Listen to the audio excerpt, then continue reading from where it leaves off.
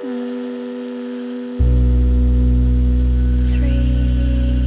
one. Like up,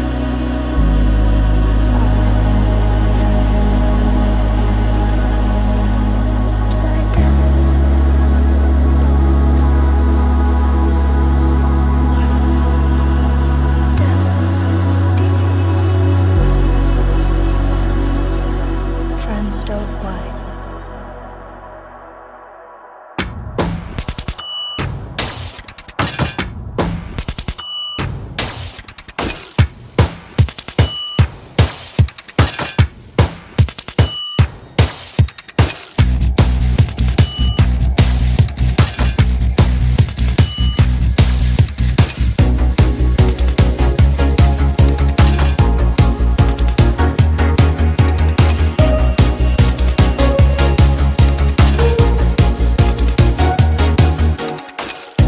I woke up in my head this Friday. I woke up yet there is no. I woke up in my head this Friday. I woke up yet there is no. The Demogorgon's not wrong. I know what I'm good. The Demogorgon's not wrong. But are you new? The Demogorgon's not wrong. You know what I'm good. I don't know what you once you were. Just 'cause someone's from the Death Star doesn't make them just ignore. Someone's from the Death Star. Hey, just 'cause someone's from the Death Star doesn't make them just ignore. Someone's from the Death Star. Find him, call me back like there's something wrong. Find him, call his name. Hey, find him, call me back like there's something wrong. Find him, someone's from the Death Star.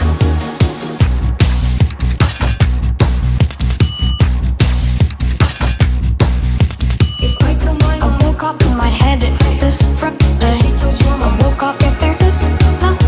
If I tell mine, I woke up in my head this Friday. I woke up yet there is no. The Demogorgon's not wrong. I know what I'm good. The Demogorgon's not wrong. But are you new? The Demogorgon's not wrong. You know what I'm good. I don't know what you once you were. Just 'cause someone's from the Death Star doesn't make them just ignore. Someone's from the Death Star. Hey, just 'cause someone's from the Death Star doesn't make them just ignore. Someone's from the Death Star. Find him, call me back like there's something wrong. Find him, call his name. Hey, find him, call me back like there's something wrong. Find him, someone's from the Death Star.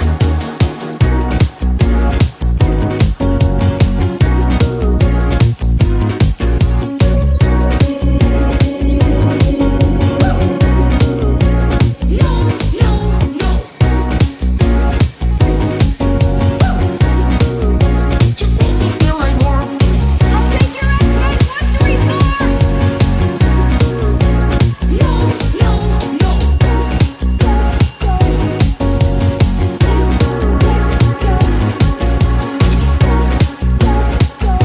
That sound like a babe?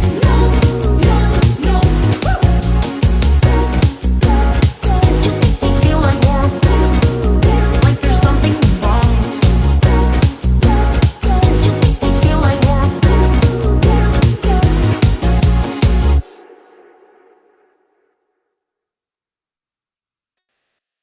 Well, hello everyone, and welcome to another DaraChat. My name is Dara or Dara for short, because some people still say Dara and I have to live with it. That's the gist of life. But anyway, I am with the one and only Dermy Wermy, and that's just a name in itself, right there. To say Dermy Yeah. Wermy, that's sort of like a nursery rhyme. It is kind of like a nursery rhyme, and honestly, it came about because I'm an idiot and I can't spell. So my name was Dermy Wermy in my one of my childhood best friend's phone. Yeah. So I just took that, and I didn't realize that there's an O in Wormy. So I just ran with it. And I mean, it kind of rhymes. So I mean, there you go. Yeah. It works. Yeah, I was just like, is he like a fan of worms, or is this something like happened here? What's going on? A mixture of me just being an idiot and also cute pet name. Cute pet name. Well, that's not bad. Well, I mean, it is your own. You don't, like, some people have to put like a number after theirs. You know, it's like John Spatz, like 24. You don't have to put a number after your own, which is kind of nice. Yeah. Yeah, I just got an E instead of an O. Every day of your life, you're like, you spelled that wrong, right? Just leave me alone. Just leave me alone. Listen, all my friends and all my family and everybody that on my YouTube channel, they all know I'm an idiot. I can barely spell. But oddly enough, I'm clever. So there's that. Clever enough to still be alive and still be awesome. Hey, We're very lucky I can spell my real name. That's, I don't know if I should be laughing or feeling sorry because the way it sounds is just like, yeah, it's life. But no, yeah, mine is so I was playing off the word vermouth, and I don't drink alcohol at all. The word just sounded, it's just one of those words that you just like, okay. And so I was playing around with the word vermouth, and I was like, well, that's because the way it's spelled is not how it sounds, right? Because it's spelled Mouth. Mm-hmm. And so I was playing around with that. And of course, the first iteration of that is the one you see on Twitter X, because that's just how it came about. And then, of course, the secondary one is this one. And it's just sort of, back in the ye old days of playing like RuneScape and stuff, I tried making a name, and you'd have to add a number at the end of it. It's like, come on, seriously? People can't have like Shano. So, yeah, I just wanted to make a name that was particularly one you make, and obviously one I didn't have to put a number to it. And so there you go. I came up with it, and Man, I miss RuneScape days. I was always I can't say half my names on here right now, but always ended with 69. Hey, there's Taco Truck 69 over there. That's right. I don't know what the hell I'm doing, but I'm figuring it out. There you go. And having a taco at a time right there. That's right. But I remember, because I probably still have an account unless they've deleted it all, which is possible. I remember it was way back in the day, right? It was still, I think it was still when the dial-up was still a thing. Because that's when you had to be off the phone, and you had not having them calling you. If someone did call you, interrupt, and you're like, dang it. And so you'd have libraries and stuff. Yeah. Oh god. Most Zoomers don't know what that is, but I'm one of the oldest generation of. I'm actually in the oldest group of Zoomers, being 27 years old, and where I grew up, we did have dial-up back when I was a kid. Man, I didn't get Wi-Fi until 2012. Goodness sake. Yeah, well, what was it? DSL? No. Was it DSL? DSL was one of those things that was brand new because that was with cable. Because cable started having that thing.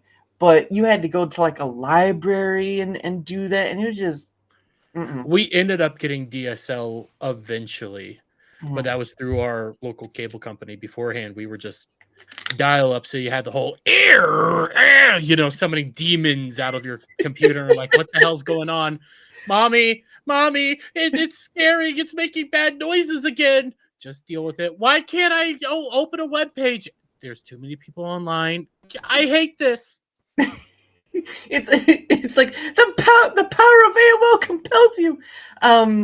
No, yeah, those are the days. And again, if someone tried calling you, you'd have a hiccup. It's like, oh, come on, seriously. Oh, I lived in such a small town that calling wasn't a thing. It was show up at our house. Really? Yeah. I still live in the same town. It's 2 miles by 2 miles. Jeez. Is it like one of those places where they have like the singular street light or stoplight, and it's just all four ways just hanging there? No, we have 2 of those.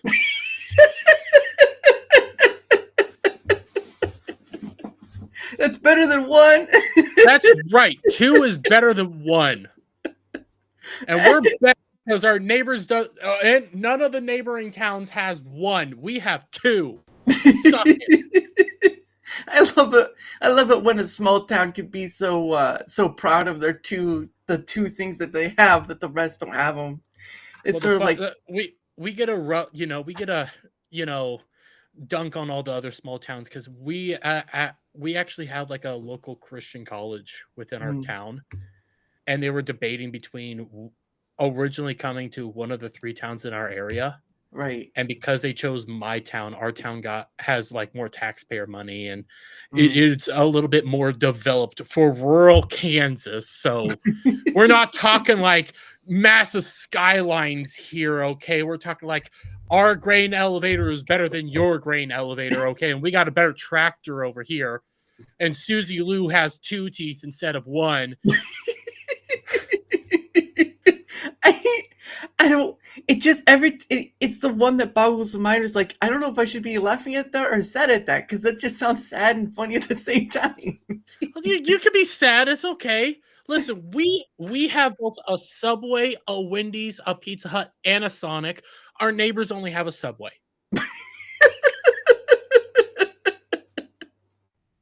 That's too funny. That's too funny. That's town. No, that's town pride right there. Be proud of your city because you have more. That's right. That's right.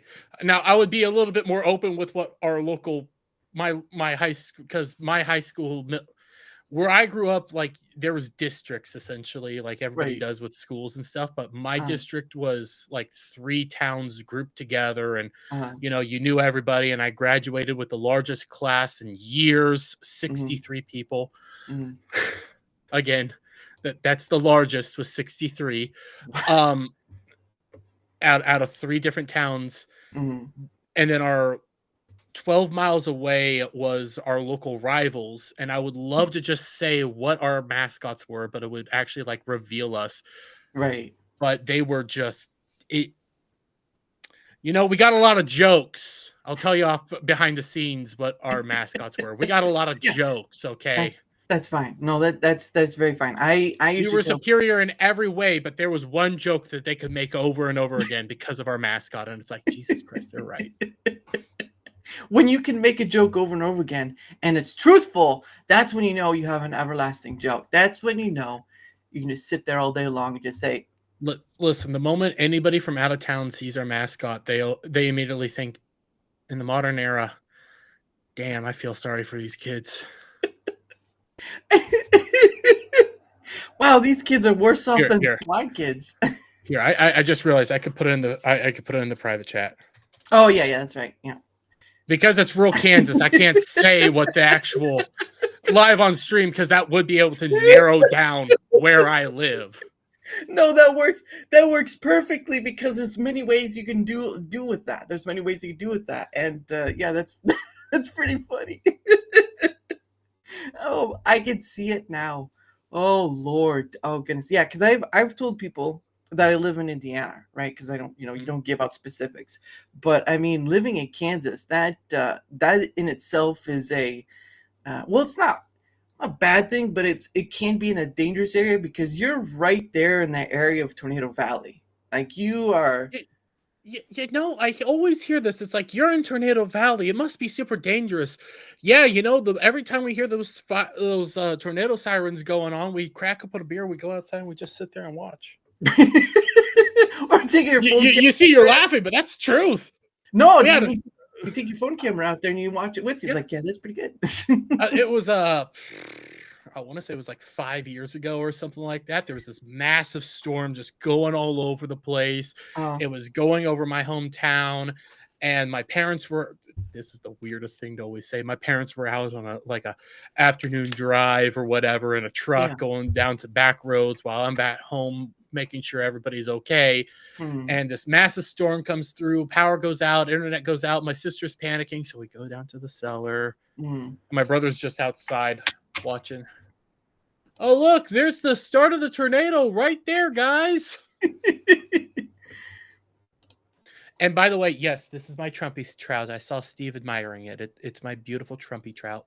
And every time you touch it, it says, no, thank you. I can't turn it on because I have not been able to figure out how to control it. And the moment I turn it on, it's loud as all hell. It makes that. It's probably louder than the tornado sirens. Yeah, but it always starts with like the this Trumpy trout jingle, and it's like I can't do that. I can't keep having that on. If I move just the right way, it's just going to start going off. So he's very quiet and dead and just mounted up there. Do you ever remember the singing bass? Yes, I always wanted one as a kid. That's why when I saw Trumpy trout, it's like, oh, best of both worlds. Nice. Now, yeah, because I remember that used to be. I remember that used to be the biggest thing, and then it just kind of died off into the distance. It just went away.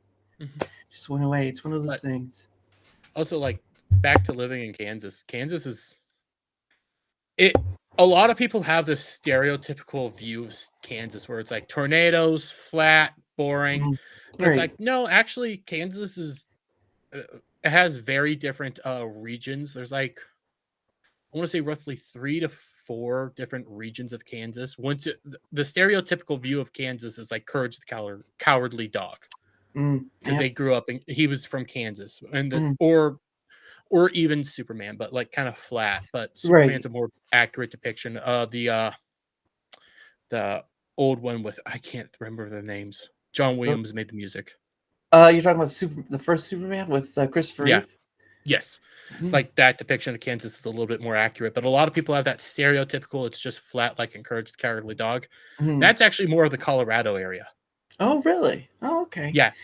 When you're more towards like Oklahoma, Nebraska, actually parts of Nebraska, you start becoming more like Courage the Mm. Cowardly Dog too. But Oklahoma and towards Missouri, that's actually very hilly. And Mm. we have an area called the Flint Hills with tall grass. It's a very beautiful area. Nice. Yeah, I And mean, you driving through the hills, they just destroy them. You can see all the flint and stuff inside them. It's beautiful. that's awesome. Yeah, because I mean, again, you're not wrong that there's a sort of what's the phrase? There is a sort of a stereotype of what Kansas Mhm. is, right? Redneck. It's right next there with Alabama, right? It's redneck. People living out, children of the corn What, sort of thing. Children of the Corn is a little bit accurate, just to be fair. But listen, it's like Alabama, but more Christian and a little bit more Texas. So redneck, Christian, Texas. Yeah. And with a lot of guns is what I'm getting. You see Texas, that means a lot of guns. So you got a Oh yeah. little Christian, you got a little guns, and then it's just add tornadoes into it. It's a It's like disaster. it's the best of everything. Okay, you got your Southerners, you got your Yeah. Bible thumpers, you got your Mm, Midwesterners. mm, It's a perfect mix and blend of of all the good things, yeah. just without advancements in technology. Yeah, that is true. Well, I mean, I'm not in a place where that happens either, but yeah, it's very true. I've never been that far out. See, the only farthest I've ever been is so my family went from Indiana to Florida, right? And Florida's mostly just Disney World, right?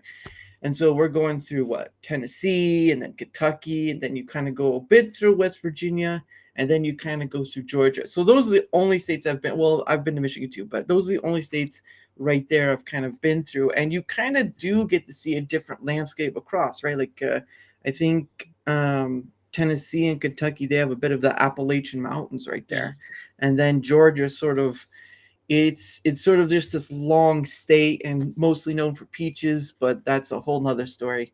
And then of course you have Florida, the Sunshine State. I remember when we were going down, we stopped at a welcome center, and you could get free orange juice and it was free orange juice and free grapefruit juice. I believe are the two things you could get.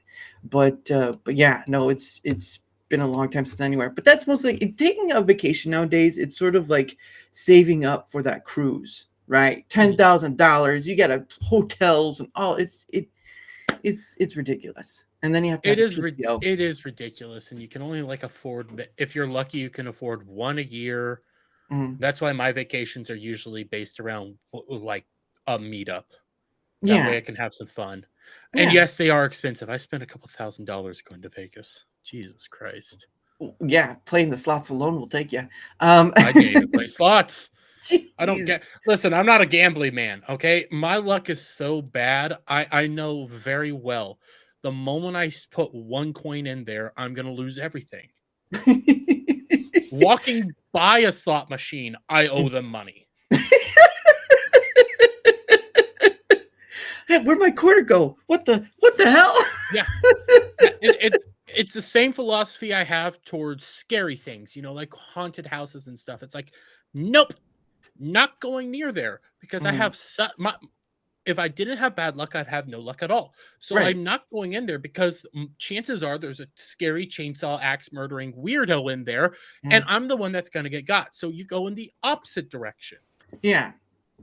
And See, see, the funny thing is, I've actually talked to people from Las Vegas. So there was it was actually a duo. It was a husband and wife, and they do the Great Underground 24/7 music thing where they have different artists come in, and it's just 24/7 of different artists' music, and they live sort of on the outskirts of Las Vegas. So I think the one thing about Las Vegas is that it's hot. It's Mhm. hot. It doesn't matter what time of year, it's hot. And no way, because otherwise it'll look like a baked shrimp, and I don't want that. Was that when I went out to Vegas this year? This was my first time going. Yeah, it's hot, Mm, but it's kind of comfortable hot. Like mm, it's not that bad hot. But then apparently, one of my buddies went out like a week later or 2 weeks later, and was like, "Yeah, we went out when it was cool, actually." mm. Really? Because 2 weeks later, he was like, "I'm dying." Jeez. Oh man, yeah, no, I did want to go to Las Vegas one time, and that was mostly because of the Cirque du Soleil show Love playing at the Mirage. Now the Mirage is no longer there, so the show's no longer there. But that's where the Beatles Love was playing, and there it was just Cirque du Soleil stuff. It was just insane.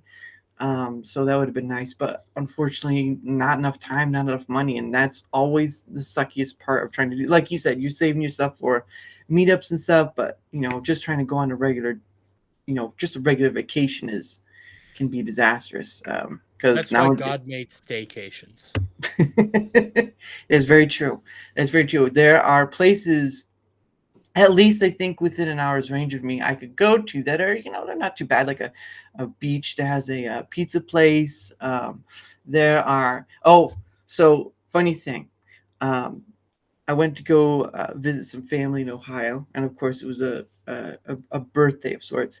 And I'd gone there. And we were camping at me and my family were camping at a KOA because I have a sibling and her husband living there, in Ohio. Not going to say where, but we had gone there, and I was sort of conversation had come up, and then IKEA had popped in, right?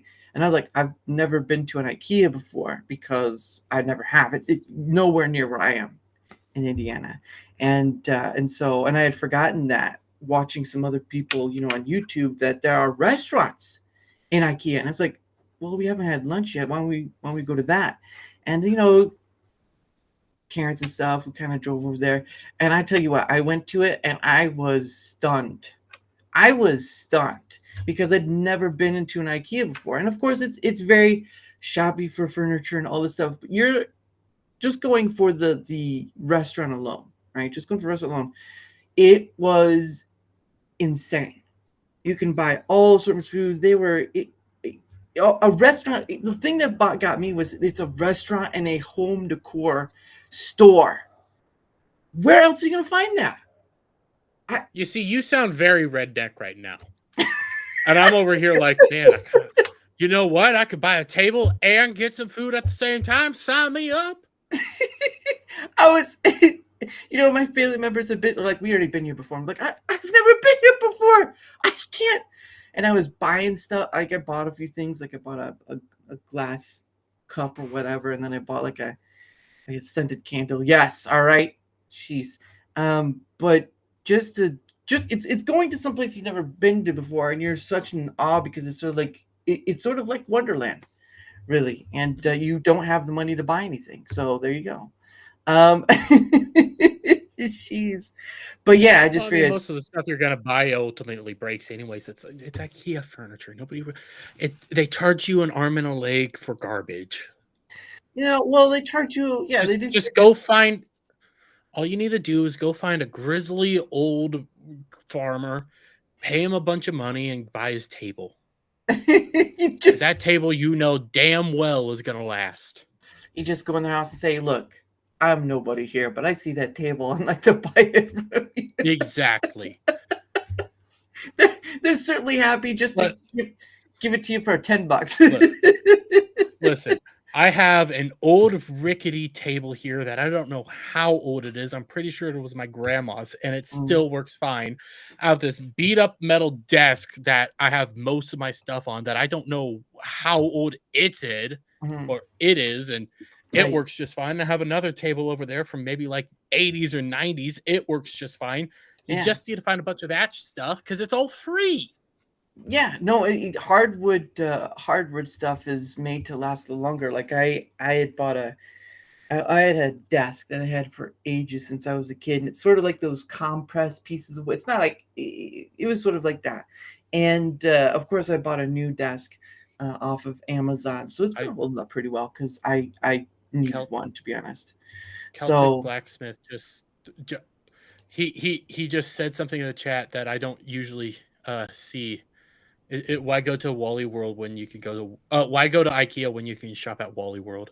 And I'm just yeah, like, man, so many other people. It's rare to find somebody else who knows what that is. yeah, Wally Just World or go to Wally Walmart. World. Yeah, Yeah, Walmart. Yeah. Well, Wally World you is sort know, of like okay, real quick.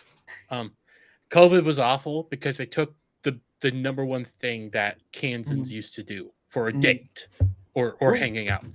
Go oh, to it's- Wally World at 2 a.m. and just hang out. mhm, That no longer is a thing. They took away 24/7 Wally Worlds. it's So true. what am I supposed to do?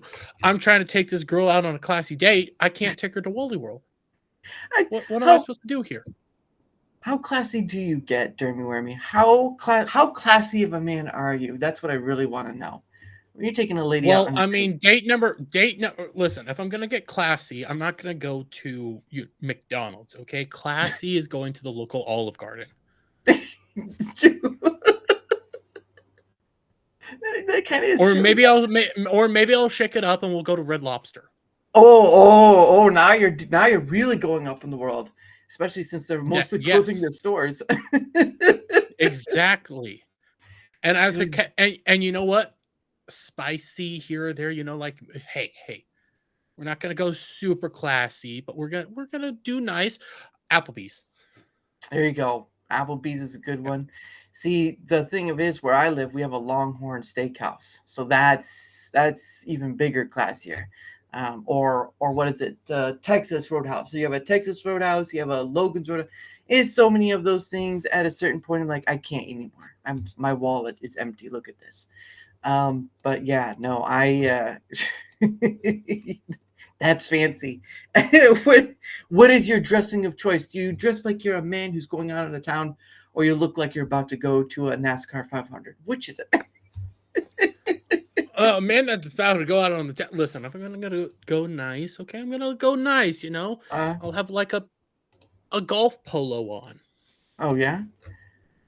Yeah, it's only like I go to like one really fancy thing once a year, and I got like a nice suit, a nice tie. I got like a whole nice outfit, but I hate it. I like to dress far more casual, There you go. which you can debate. Is that Al Bundy or is that redneck? I'll let you decide. Well, that depends. Do you like fixing things with duct tape and WD-40, or do you like to be a little more sophisticated than that? Wait, there's something more sophisticated than duct tape and WD-40? You win. You're just gonna have that. I'm not gonna go any further with that one. I think I'm gonna lose at a certain point. At a certain point, you're gonna start making redneck jokes, and then we're just like, I don't know where this went. I really don't know where this is going. I need an adult.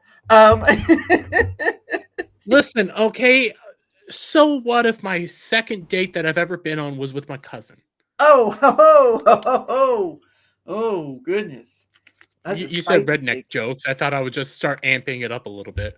Hey, there you go. There you go. That's duct tape is all you need. Yeah, Well, not duct tape is all you need. Listen, okay, so for my day job, I work at a feed mill. Okay, I work in this, and I know, wow, Kansas, you work in a feed mill. You work in agriculture. How shocking! Yeah, I know. I'm not a farmer. Mm, It's either that or work at the local bottling factory, but that's right, besides the point. right. Um, at our mill, almost everything is held together with cork or duct tape. Cork? Jeez. Yeah, well, it's not cork. It's the stuff that comes out the tube, that cock or whatever it is, like whatever the heck it is. I was afraid to say cock on your stream, but you know what I'm talking about there. You know, like the glue stuff. Yes, like a cock gun. That's what you like a Yes, a cock. cock gun.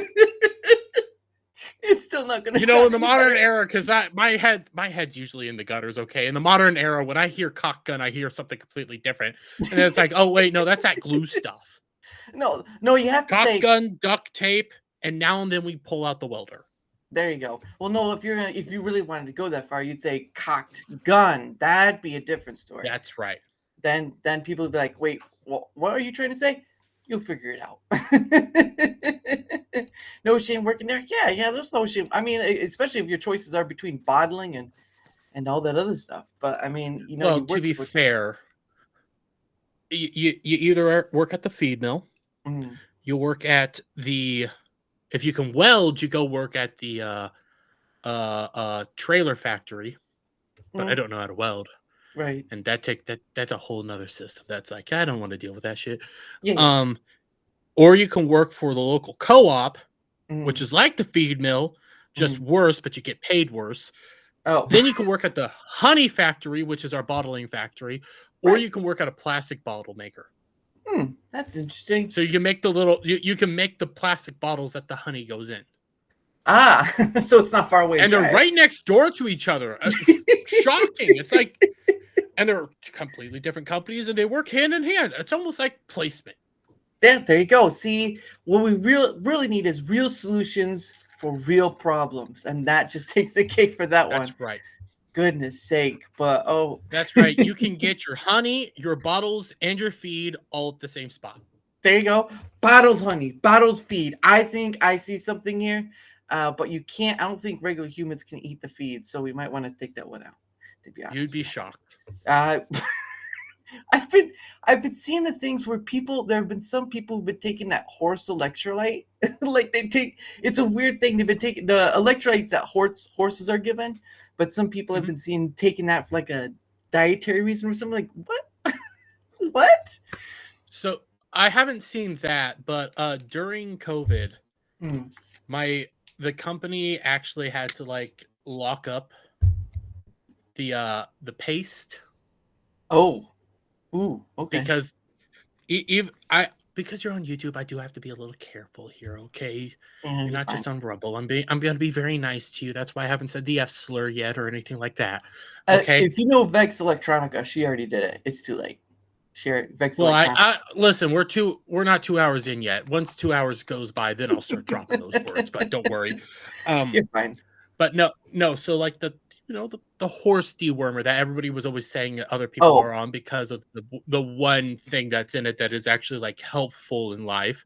mhm. Yeah, there were actually people coming to the mill to pick that stuff up in the front office, Oh, and it's like, we know you're not using it for horses. You don't have horses. Stan, you've never had a horse in your life. We know exactly what you're doing with this. And we actually kind of have to stop it because this is not yeah, not regulated for humans. Okay, we're actually trying to help you out here. yeah. Because it'd be Go to Dr. Bob over there. He'll hook you up with the good stuff. yeah. Well, it's I mean, I guess ivermectin has to be like a certain amount. That's I Yeah. don't know. The only reason I know a little bit more about it isn't because of YouTube or anything like that. Right. It's because my dad actually has to take it because Oh, there's like a certain parasite that he got. oh It's no. not even like a bad parasite. All it Mhm. does is like he gets these really red marks on his face. Mm, Like he doesn't know how he got it. It's not contagious. It doesn't hurt, but it's like it's blemishing. So he had to take it to get it off. right. Oddly enough, that was around the same time that COVID was, everywhere, and Mhm. he never got COVID. Yeah. It's well, I will say I did get it, but I didn't have a fever. The only thing I really did have was that it was very dry cough. Right? It was a very dry cough, so you Mhm. could feel it right in your middle of your chest, and then coughing a bit, and then of course was very fatigued.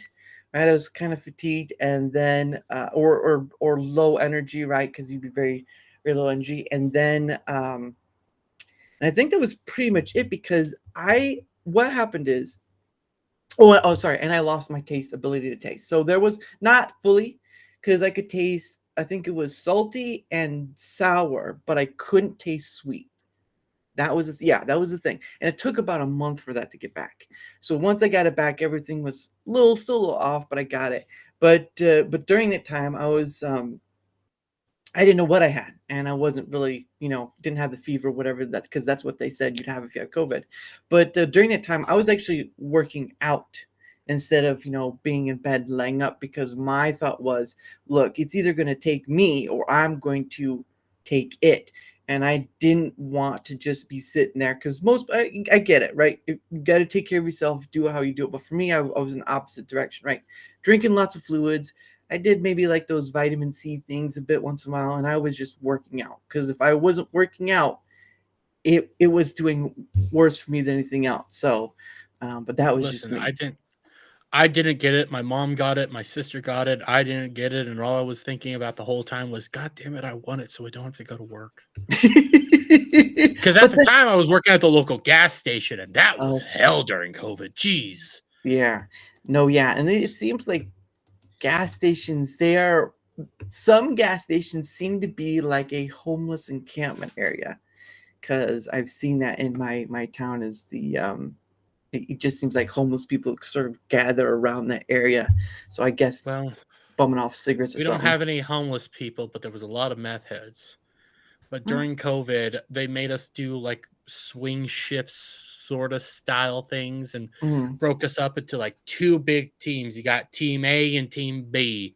And Team B, these were the shifts you would work constantly, 2 days on, 2 days off, and it would constantly like rotate and be fair. And it was hell, because if you were on Team A and if you worked a Wednesday at all, and you were the closers for that team, well, if you were the closers for your team and you had to work a Wednesday, you also had to do truck that day. So you would come in early, do truck, leave for a little bit, then come back to close. And it always was it was always like, what's worse?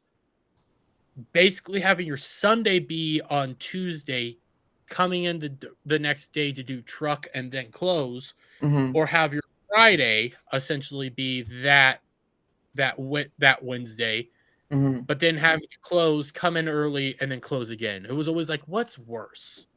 Because no matter what, this is hell.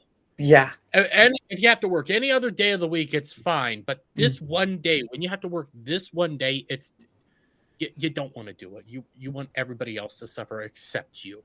Yeah. No, I used to do custodial work for I think 8.5 years at a YMCA, and I will tell you this, ladies, you're a bit messier than men. I'm sorry. Oh, 100%. Yeah, it's When I worked at that gas station, the men's restroom, a little messy here or there. Your ladies' restroom, no. Yeah, you're worse than us. Yeah, if it wasn't a ton of hair in the drains, it was something else. And ladies, I will say I will say I had to clean up poop a few times. So that was an interesting adventure. Every time in the ladies' restroom. Oh, there was, and it wasn't near the changing station. It was near the changing station. You got a pass, but it wasn't. So I'm calling you all out. There was one time I was there's the senior locker rooms that are for, men or women, their sides. And then there'd be men, women, men, boys, women, daughters, that sort of thing on their side as well. And so where I picked that part up was the men, boys. So you're going to have maybe a kid that didn't make it to the bathroom in time, or an older gentleman, which is also can happen too. But yeah, I did 8.5 years of custodial work. That's never a fun thing. But you kind of learn a few things. You kind of appreciate that level of work. But yeah, I would not want to, especially in the food industry. I would not want to go back to the food industry. It was not I used to do pizza delivery. Can't. Working for tips, not a great idea. But it is what it is. It is when you live in a rural area. Working for tips here and there, it can add up. People like to tip sometimes, especially around Christmas. Just as long as it's the right tip and not the wrong. You know what? $20 is $20. totally went the wrong way with that one. No, that's And true. I made it even worse. That is true. I don't. We're bad people. We are bad people. That is for sure. Goodness sake. Oh, have you seen Ballbusters? Have you seen my Friday show? I know I have stopped, but I think I've stopped at least by once or twice in doing when I do my pay it forward stream. So I know You I've need to been. watch those things all the way through sometime. You need to watch those all the way through sometimes, especially when we're drinking. When you add that to the mix, oh dear They're goodness. intense. Is it like a personal Listen, therapy session? I pulled out. It was. I had to pull back on the drinking. It was getting way out of hand. It was getting bad, and there was a thing that was invented called hiccup Dermy, where I would read super chats drunk off my ass, hiccuping the whole time. I didn't know what was going on, but everybody else seemed to like it.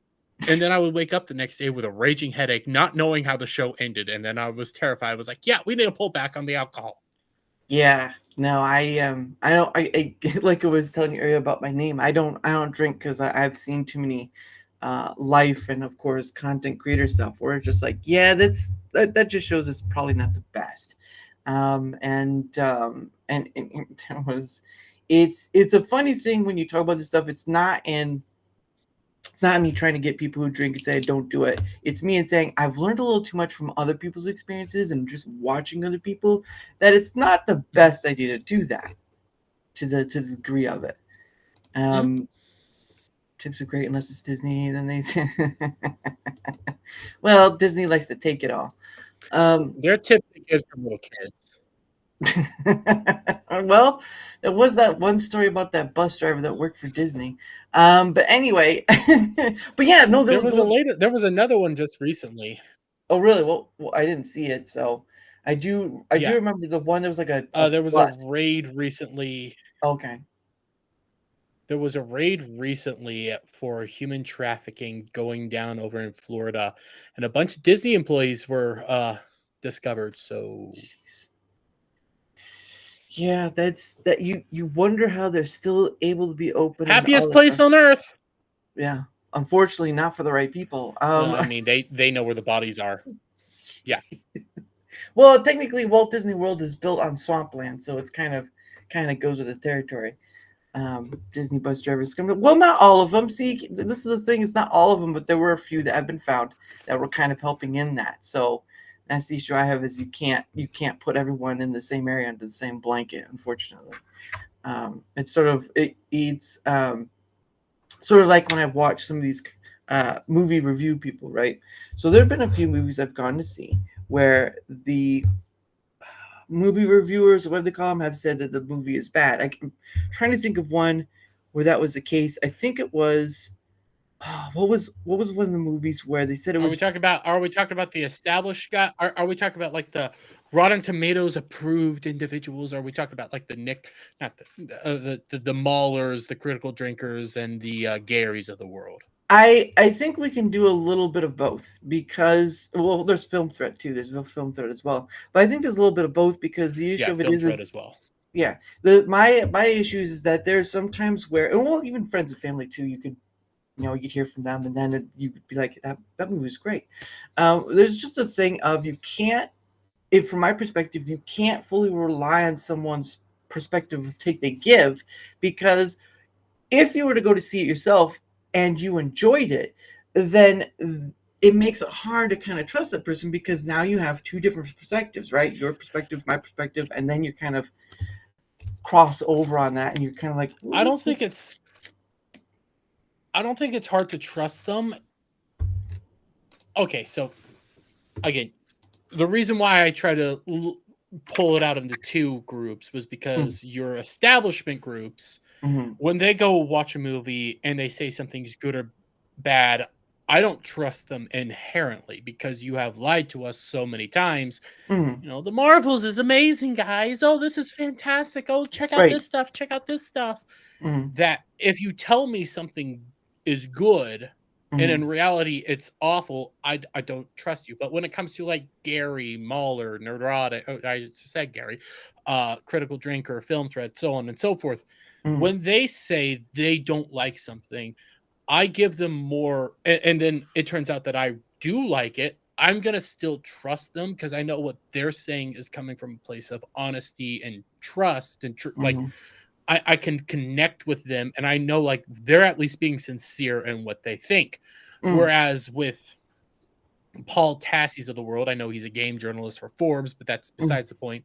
Right. I inherently don't trust him. So even if I agree with him on one thing, that Mm, doesn't mean I'm going to agree with him on everything and I'm ever going to like take his word for it. I'm right. going to have to go verify it for myself.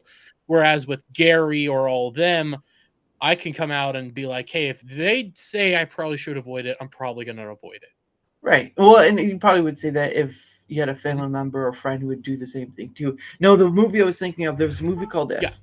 If. The movie was John Krasinski, um, uh, trying to think, Ryan Reynolds. I can't remember what the girl's name is, and a whole host of different celebrities who did voices. Now, the thing that was is I had actually seen um, the film threat, because I'd gone to see the movie and they were just kind of giving this dour negative review. And I Mhm. went and I had gone to see the movie like, whoa, whoa, whoa, whoa, whoa. I can see some of the points, but overall I enjoyed the movie because there was a lot good here.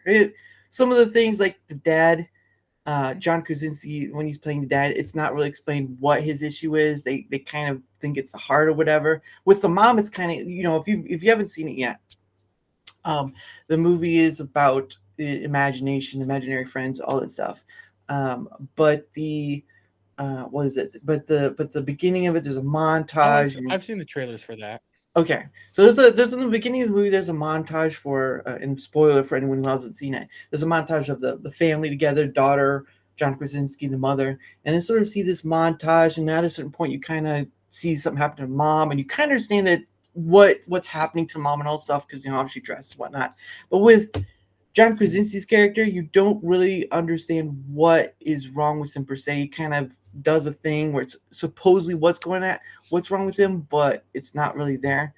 Uh, and Dag said, well, but why? I wanted to kind of say why. And isn't it?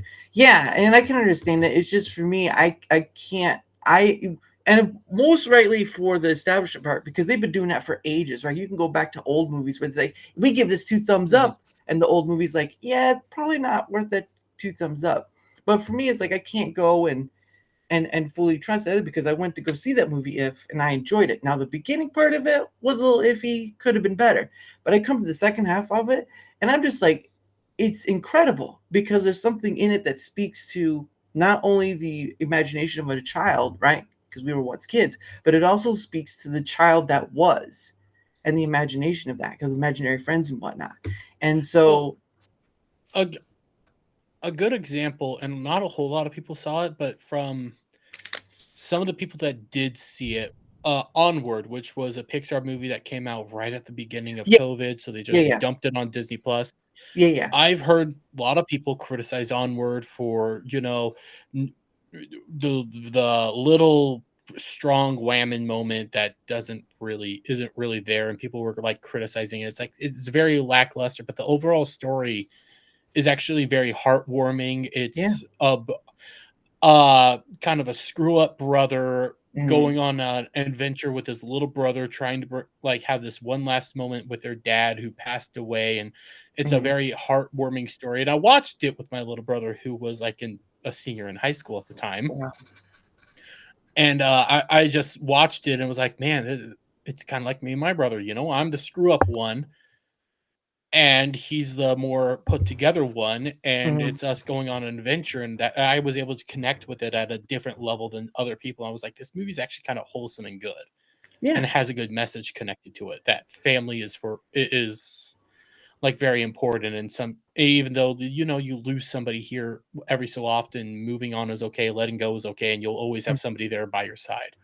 Yeah, no, I remember that too because we'd gotten my family had gotten the DVD of it, I believe, and we just kind of watched it that way. But I remember that because Tom Holland was the voice of the younger brother, Mhm. and Chris Pratt was the voice of the Yes. older brother, which was pretty interesting because again, they both worked out on the Marvel stuff. So I was like, oh, okay. And I think it was during that time too that they were still working, doing the MCU stuff. But no, I saw that movie too, and I think the one part you were mentioning for the girl thing was the Griffin, the woman Griffin thing at that pub. It wasn't a Griffin, it was a Manicore. But Manticore, yeah, that's it was right. the it was the Manicore chick thing, and it was like, yeah, I could see it, Mm, but it's like very minute, and apparently some people were trying to say like there's a lesbian relationship between the Manicore and the mom, and it's like I don't see that at all. no, because I think at the end point of the movie, it's only the older brother that gets to talk to the dad, but the mom is sort of off to the side, seeing that sort of thing. Because I Mhm. think that's the moment where it really hits is when, even though the younger brother doesn't get to talk to him, the older brother who did see his dad, who at least knew him to some degree, um, and then got to talk to him. That was the important part. And again, that's the same way for me for If, because there was a scene where. Um, and since you haven't seen it, but I'll try not to say too much. There's a scene where um, Ryan Reynolds' character, uh, Calvin, which is anyway, he's Calvin, and he takes him to a imaginary friend retirement place, and it looks very like candy 1960s sort of stuff. And he takes I can't remember her name, the little girl there, and at a certain point it changes, and the older gentleman, I think it was Lewis, what was the black guy, Lewis something Jr., whatever it was, who does the teddy bear Charles. There's a scene where they do like a old Tina, no, not Tina Fey, Tina Turner song, and it just plays with it. Kind of goes along with the imagination factor, and that's where that turning point happened for me. And then after that, you get into the part where instead of I don't know how much you want spoiled, but it's at that point you start seeing it's not about hooking these imaginary friends up with new kids, but going back to their originators, and then just kind of going that journey from there. And for me, it hit the point because there is a point where a lot of kids grow up, right? We all grow up. Mhm. We all grown adults. We have to do the bills. We all, even though we hate it, we all come to that point because we all have to at a certain point. No matter how we get there, we still have to go there. And for the thing of what they were trying to do at the secondary part, it was sort of trying to reach back not only for maybe not nostalgia, but reaching back into your memories and remembering good times, right? You remember good times. You remember times where you had fun, you had an exciting time, even if it was a short-lived, long-lived, whatever it is. And you have those moments where that connection between the imaginary friend and the person happens. And for me, that can hit a bit hard. Like, don't remember having an imaginary friend, but just on the memories, right? Because memories are sort of what make us to a degree, right? You remember certain families, certain friends, certain things you did. I don't know much about a rural town, but whatever you did to have fun, maybe cow tipping. Susie Lou at the back of the Pizza Hut. Ew! Whoa! Ho! Hold it! That went from 0 to 60 pretty quick. Listen, I was sitting on that one for a little bit. I was waiting for a moment to just say it. You were talking about memories, and I just said something. It works. You teed me up for the funny joke. Go on. I am willing to tee you up and give you the golf ball to go for it. No, it was just I went to go again. I went to go see that movie, and then I'm hearing all these people talk about oh, it wasn't that great. It was like, but there's a point where I can see it to a degree, and then there's another point where I don't see it at all. It's sort of like a divergence, right? It is a Mhm. perspectual thing. People who are have a good night, EG. See you Friday, young lady. This will be a fun one. But it was a point where it's sort of this divergence, right? Where there is a point you can see it. Once you go see it for yourself, you go and see it and you see a divergence. You see, okay, I can see where they were at. And then I go to this other side and say, that doesn't make any sense. I'm seeing a split It, here. and it could be kind of how a good example is the Barbie movie. Barbie movie Yeah. was not made for me. I saw Mm-mm. exactly what they were intending with the movie. And Yeah. there was a lot of audiences, the vast Mm-hmm. majority of them, they weren't seeing what was intended. They were seeing something completely different. So I I know I'm not made for the Barbie Yeah. movie. The same I have the same perspective with the Wicked movie. Yeah. There's probably gonna be a massive audience there that is just gonna outright love that movie, and it's probably gonna Mhm. do just fine. I know damn well it ain't for me. I'm staying away from it. Yeah. It And would I have been. prefer us I prefer those conversations more. It's like, I know this movie isn't made for me. Mhm. If you want to go see it, go see it. I know Mhm. for a fact it's not made for me. It's probably gonna do decent. I'm gonna go off and do my own thing. And I like those conversations a lot more than the conversations of when they try to make movies and shows that are supposed to be for me and they completely screw it up. Yeah. I'm speaking on the Barbie movie. Like there were scenes where, yes, I would heavily agree with you that it was just preaching at a certain point. But when it came to like the Ken scenes, that got me. When they went to when you had Ken, right, and they go to the Mhm. because Ken is sort of a blonde, a blondie is basically what he is. He's a himbo. Yeah, a himbo. But when they go to the real world and they start learning about the real world stuff, and he bring back what he believes to be what a man is, it changes that perspective, and it's just funny. But the funniest thing is that his song is the most memorable part about Barbie because it got, what was it? It got an Oscar or an Emmy for it. I think it got an Emmy. Yeah, everybody loved Ken, and it's like nobody remembers Barbie. Everybody loved Ken, and it's like the reason I didn't like Ken. I can see the appeal of Ken Mhm. is when it came to Ken for me. I knew that they were trying to make dumb guy Yeah, and dumb guy doesn't know to do thing and then brings back patriarchy and it's like, yeah, I like the patriarchal world, that sounds fun and awesome, everything's perfect. yeah, But then they do like this subversive stuff and it's like that's what you should do, and it's like I don't know, not yeah. for me. Because my thing was is you had the preaching at the beginning, right, when Helen Mirren's doing her thing. You had the preaching with the whole speech that America Vega gives because it is preachy. You Mhm. have um, some stuff in the world, in the like real world, like the dad is pretty much non-existent. Um, the, He's treated with disdain this thing he's treated like, when he's trying. yeah, so like blowing dust off of a shelf. It's there and then it's gone. When he's Um, trying to like actually speak Spanish, they like chastise him for it, and it's like, but you he's your dad, he should be trying, and he's trying to like connect with you and understand, and you're just treating him like shit, and it's like I don't like that. yeah, and I mean, and of course, the other movie that was going on at the time for the Barbie was the Oppenheimer one, and there are some parts where I agree it Mhm. did go on a little bit long.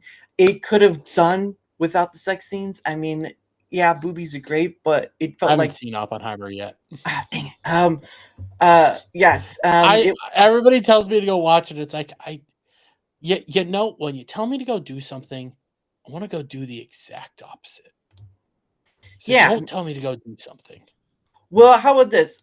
If you are ever interested, I will recommend If, because I believe there's something in it that at a certain point people can grasp on because there's the memory factor. But I won't tell you to go see it. I will just suggest it in case you are curious. I'll Um, eventually sit down and it'll be like a Saturday night after like Saturday charity or something like that. mm. I'll be like just relaxing, or it'll be a Sunday morning or something. I'll just be relaxing. It's like I'll just turn it on. See, It's gonna be something like that. yeah, and the thing I will say in the forward part of it is a kids movie, but it is not just a kids movie. It starts out a kids movie, but it's not just a kids movie because there are some adult, not, I don't want to say adult themes because that means like R18 stuff, whatever. No, it's more of the kid becoming the adult, right? As the child Mhm. grows up to become an adult, there's stuff you lose across the way. Um, but I think it's a great movie. I gave it like an 8 out of 10 out of my own perspective. And when I had a solo stream once, I was just sitting there just trying to say, look, this is what happens. I spoiled it. I spoiled it. Mhm. Um, but I couldn't help myself to the point of there's something here. Some people disagreed with it because there's certain parts I agree with in the beginning, but Gosh dang it, some lady's dog. But yeah, I will I thought suggest that it. was my dog. No. I live next door to a lady who has a dog. But yeah, I will suggest it, but you don't have to see it. Mhm. It's just for me. You at a certain point, you do kind of have to see the movie for yourself and give your own opinion because one person's Well, perspective is not going to mhm. match up to yours. Yeah, sorry. Well, another example of like the perspective idea is, Mm, even though it completely falls apart and I hate it, yeah, Gundam Witch of Mercury. If I love Gundam. Okay, there's no real yeah, easy way to tell that I love Gundam or anything like that. There's no easy way for me to show that to you. It's not like I have yeah. anything like that behind me. No, not at But all. I love Gundam. And Gundam Witch of Mercury season 1, I thought was taking everything in a very good direction. I Mm, liked what they were doing. They were changing up the formula. They were mm, playing around with it in a really good way. And at the very end, they do something and they kill somebody in a very specific way. And one right. girl sees the death right in front of her. Mm, And in this world, death is not common for a lot of these people. They're not used to seeing stuff like this. mm, And this one girl ends up yelling murderer to her friend who is supposed to be, saving her at that moment. right. And me and my buddy, we watched it and we both had very different perspectives Mm, of how we perceived that. And mm, it did depend on how they went with it in season 2 because that's a final season. Season 1, I liked it. I thought it was good. I thought they were going to take it in a good direction. They mm, ultimately just they didn't just fumble the ball. They completely scored for the other team multiple times. yeah. It's abysmal at the end, but at that moment we had this big debate on it, and it is that perspective. And there's some things where you can be like, hey, yeah, we disagree here. Hey, yeah, we disagree here. We disagree here. Mm. And then there's other times where it's like, I don't know how we're disagreeing here because it's objectively shows this. And yeah. Yeah, but that's the fascination in and being able to have those conversations. Because for me, I'm not about the arguments or debates, whatever. I'm about trying to go across the way of okay, so my perspective is this, your perspective is that. Where is the change? Where's the prism change? Right? Because life is sort of like a Mhm. prism. We see things in different ways, different colors, all that stuff, I'm a and fighter, so yeah. Please don't beat me up, sir. But anyway, before we go further, so there's a weird thing I do. At the top of the hour of every hour, I set aside some time for us to promote ourselves. I know mhm. some creators do it at the beginning, some do it at the end, some do it sporadically out, but I kind of do it at the top of the hour because it's sort of like a timekeeper, right? Oh, we've done an hour. Oh, okay, so we do stop here, take a breather, and then we kind of go on from there. But anyway, so I did put all your links that I found Mhm. below. But sir, if you know how to sell yourself, not like that. The floor is yours. Damn, I thought you were gonna let me sell myself the way I wanted to, but no. Hi, everybody. My name's Dermy Wermy of obviously Dermy Wermy. I know I saw Dax and I are dropping both my Twitter link and my YouTube link. I am on Rumble, Kick, and Twitch. Yep. Pretty sure on Rumble it's Dermy Wermy, but on Kick and Twitch it's Dermy Wermy 080. Hmm. I'm a more pop culture and cultural commentator on YouTube, like most of us Hmm. all here. Yeah. I see news, mainly pop culture news, anime news, VTuber news, stuff like that.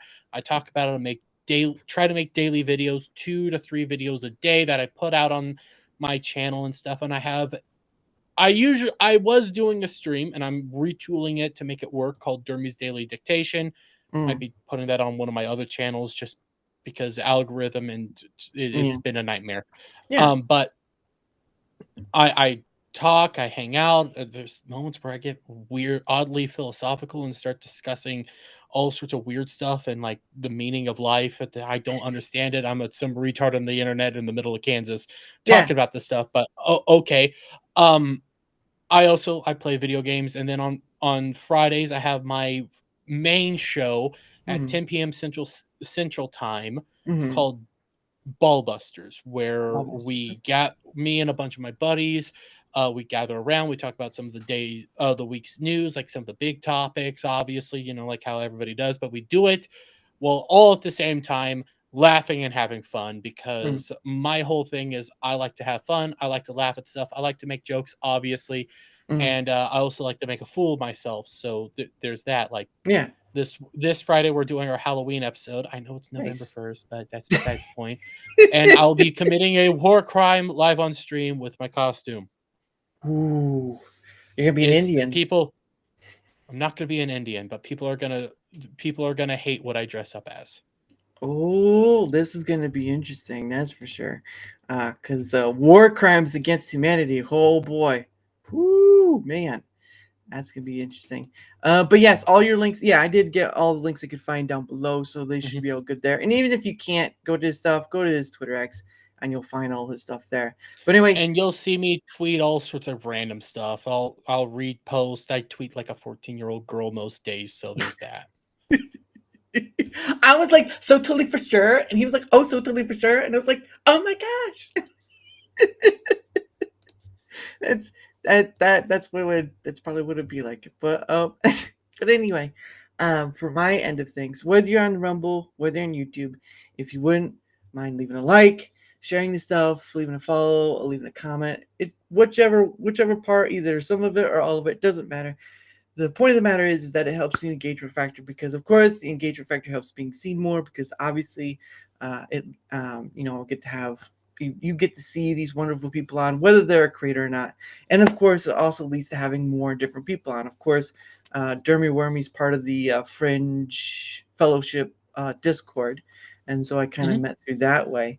But of course I've known Geeks and Gamers, Nerdrotic, all that stuff. You're kind of in that. But for me, I do this thing because there's a lot of different people out there with a lot of different perspectives, whether they're a creator or not. Because we live in a day and age where it doesn't seem like people are coming to the table anymore and just having a conversation about whatever. Usually it's like more politics or this and that. It's just, I do a wide field of stuff. I can go anywhere. That's why. So when I try to describe my show, people get a bit confused. They're like, oh, wait, what's the topic? I'm like, the conversation is. And they're like, wait, what? Yeah. So I understand. But anyway, again, any help? Oh, sorry. Go ahead. I was just gonna, so real quick, because people do oftentimes ask about this. I just want to share this real fast. I don't know if I'm doing it right. I think so. Well, on my Twitter. Oh yeah. Hold on. Give me 1 second. I will come back to that real quick. Okay. Yeah. Let's go to the. There we go.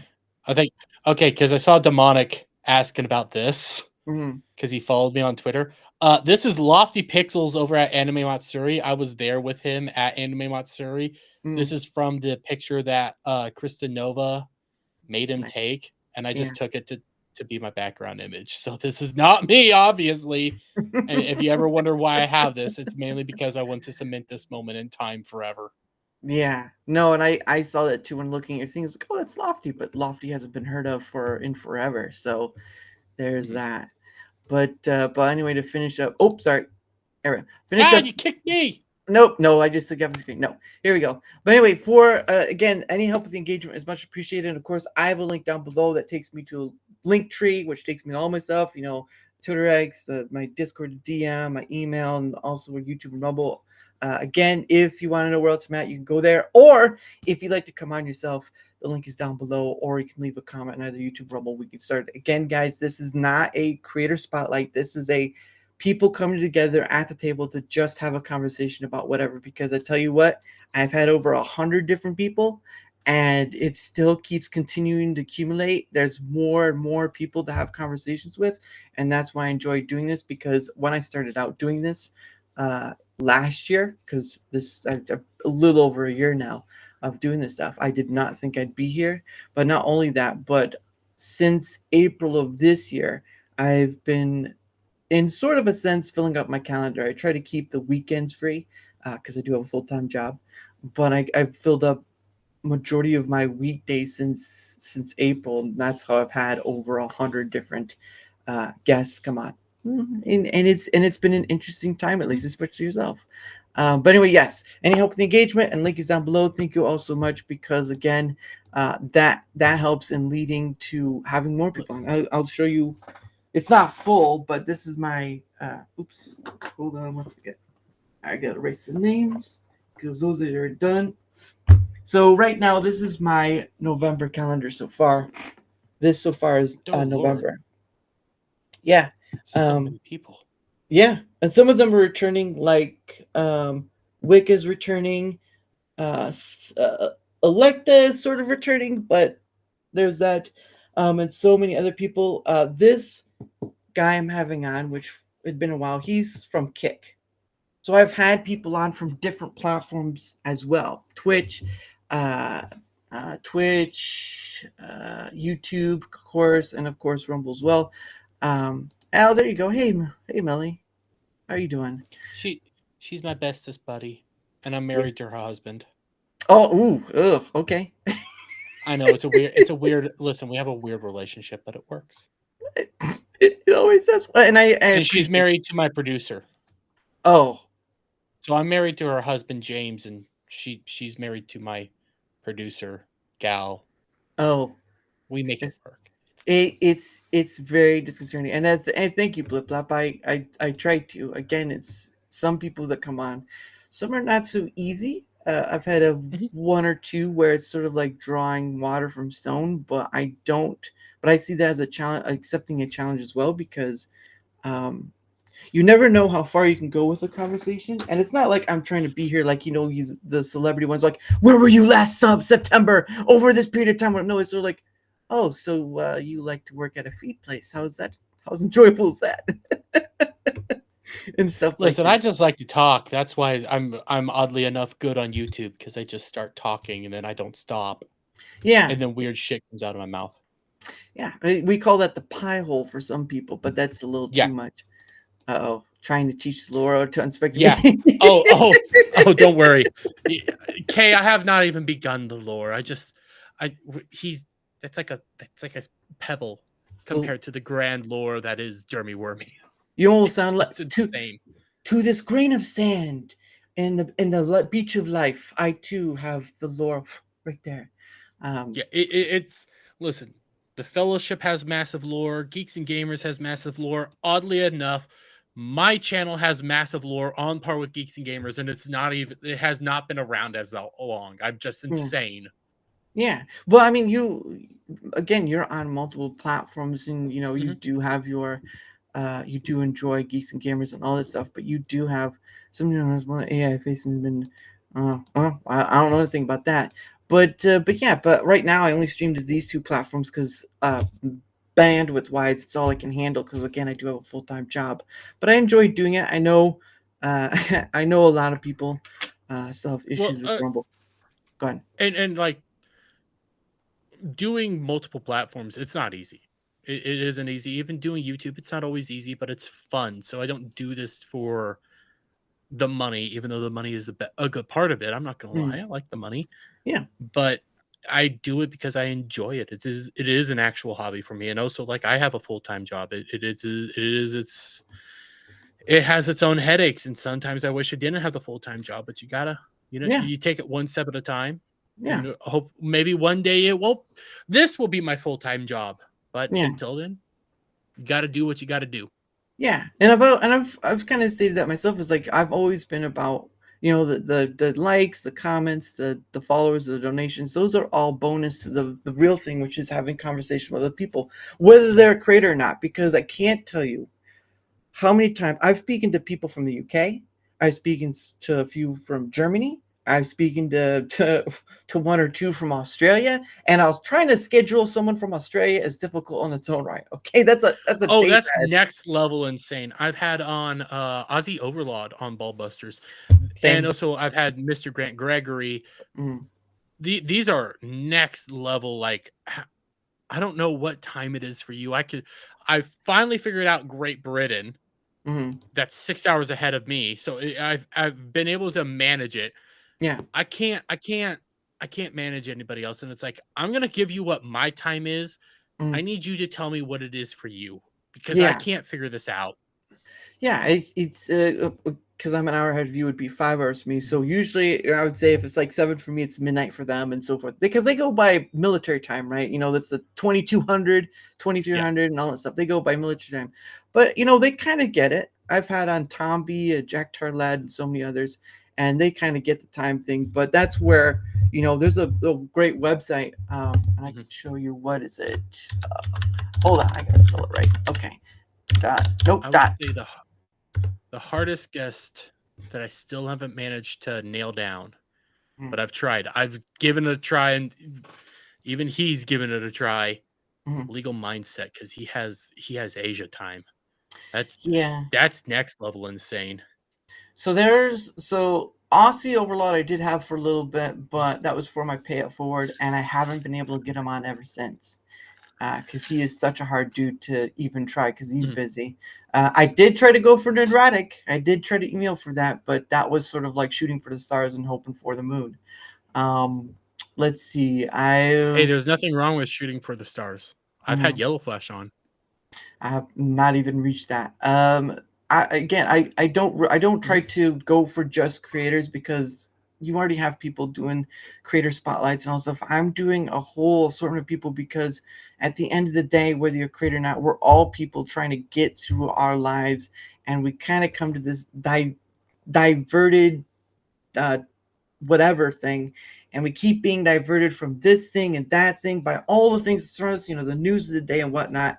And that's why for me, I've been invited on Tomby's show, which is he calls it Ginwag, and I can do topic oriented shows, but for me, I've found that free forming it for many, not all, works pretty well because you never know. You never know where it goes. It's like Alice in Wonderland. You go down that rabbit hole, and there's a whole paradise on the other side. It's just how you want to view it, sort of Wonderland. And I would say it also depends on the guest.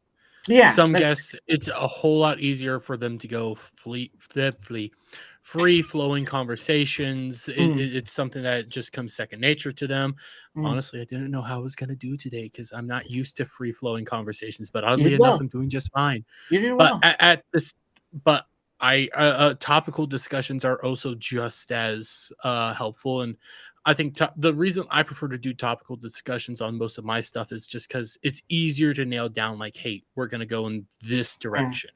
Yeah, and that's understandable. It's just for me, I've found with the many people I've had on it, you can go so many places, and I'm not tied down to the topic of the day because, again, from my perspective, you already have 1,000 other people behind you talking about the same thing, and the only difference is going to be personality and maybe a bit of perspective where you agree with them or you don't agree with them. And that's basically what it comes down to now, is that majority of content creators are just selling a personality and a perspective. And that's pretty much it, because anyone could talk on the topic of Ubisoft or Acolyte or whatever and give their perspective on it. But you're also selling a personality with that too. Yeah, 100%. Yeah. And of course, if you've been on long enough, you sell your history. Right, that history too. You have your history, you have your personality, you have certain aspects of you that you are selling on the internet. So even though, like, for example, I was about to say some of my stuff, like YouTube right now is being a bit of a jackass, and I think it's mainly due to the election, and views are down for me. It is what it is. I'm not gonna cry over it. But like my perspective on Doctor Who, for example, and a Doctor Who topic, that comes from me. Yeah. That's me reviewing Doctor Who from my perspective and what I'm saying. Yeah, you have Gary that reviews Doctor Who. You have I just had his name, Disparu, that reviews Doctor Who. Mahler, not as much, but like they have their takes. I have my take. And I'm going to tell you what I see and what I don't see. And there's going to be some times where I see something that they didn't see, or they're going to see something that I didn't see. And that's part of the benefit of like multiple people covering something, is like, yeah, you're going to get variety of opinions on all this. And you're going to like who you like. I prefer as a style of reviews back when he would go through the episode itself and just laugh at it the whole time. I don't like his new review style. Yeah, that's understandable. No, before we go further, this is what I want to show. The website is called time.is. And you can go to it and you can just find whatever place you want, can find the time on it. So like for right now, you want to go to Australia. Boom. It's 12:21. I have to spell Australia. It's just a helpful tool. I just figured I showed if you want a little help. Listen, my helpful tool is my producer gal. Oh, I just ask her to help me out. And listen, I can't. Most of the stuff I do on my channel and stuff, I couldn't do without gal. She's fantastic and awesome. yeah. No, and I have. Hmm. I mean, I've done a majority of this by myself to the degree of, I make my own thumbnails. I do shorts, but I also use programs out there that kind of help. Like I use Opus.pro to make my shorts. And I usually just make shorts of the streams because I want to try to share these people's perspectives out there, right? Whether they're creator or not. Everyone has a different perspective on different parts of the world, whether it's gaming or just a buttload of things. And to be able to get to share that, to be able to share that person that was on your show and just share that perspective of what we ever have is on the subject is monumentous because as I was, before I even did this, I was trying to do gaming stuff. I was trying to do I did like a movie review of Barbie and all the smaller things, but I didn't really see much of other creators I followed of them doing it. So it's like, okay, well, they're not doing this, so why don't I give this a try? And yeah, it's been a fun ride. Some challenges along the way, sure, but at the end of the day, I get to talk to a bunch of different people where I didn't have the opportunity before, and it's freaking awesome. Doesn't mean it makes me any better than anyone else, but it certainly helps. Yeah, you get to talk to a bunch of awesome people, including a retard from Kansas. Well, if you want to go that far, I mean, I was going to say, special ed, but seriously, we'll just stick with what you have to say. Listen, okay. I always went to this class called ed, and it was because I was special, and they even gave me a special bus to ride to school, guys. It was shorter than all the other ones. It was nice. I enjoyed it. Became very close with the bus driver. Yeah, there you go. See, it's was her name Miss Frizzle, and you went on Well, I did go on a magic ride on the bus, but that was because I ate some weird mushroom. Miss Frizzle was drugging them kids. I'm telling you right now, they were drugged. I said we need to look into Miss Frizzle. Yeah, you know what? She had an iguana with her, but was it really an iguana? Was it? Was there something else there? Was it a CIA? Was it a CIA? Wasn't it iguana or was it a chameleon? Oh crap! Was it? I thought it was an iguana because I don't remember it. I don't think it was an iguana. I remember it having horns, and I don't think iguanas had horns. Now, I'm looking this up right now. Do it. Just do it. Seems a bit of that Rodney Danger quality, which are like, oh, there you go. You've been getting that Rodney Dangerfield right there. What does it say? It's a chameleon. Chameleon. Oh, okay, so it is a chameleon. Okay, I just didn't remember. I just remember it had the horns. Yeah, and it stuff. was a chameleon. Yeah. I remember the horns, but that's why I was like, I know it's not an iguana, but yeah, that's a big chameleon. Yeah, it is. I remember that when the new Magic School Bus came out, there was a lot of discussion of parents kind of being against it because of the Kate McKenna was Mrs. Frizzle's sister, whatnot.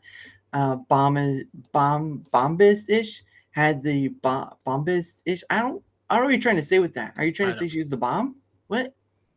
Weird.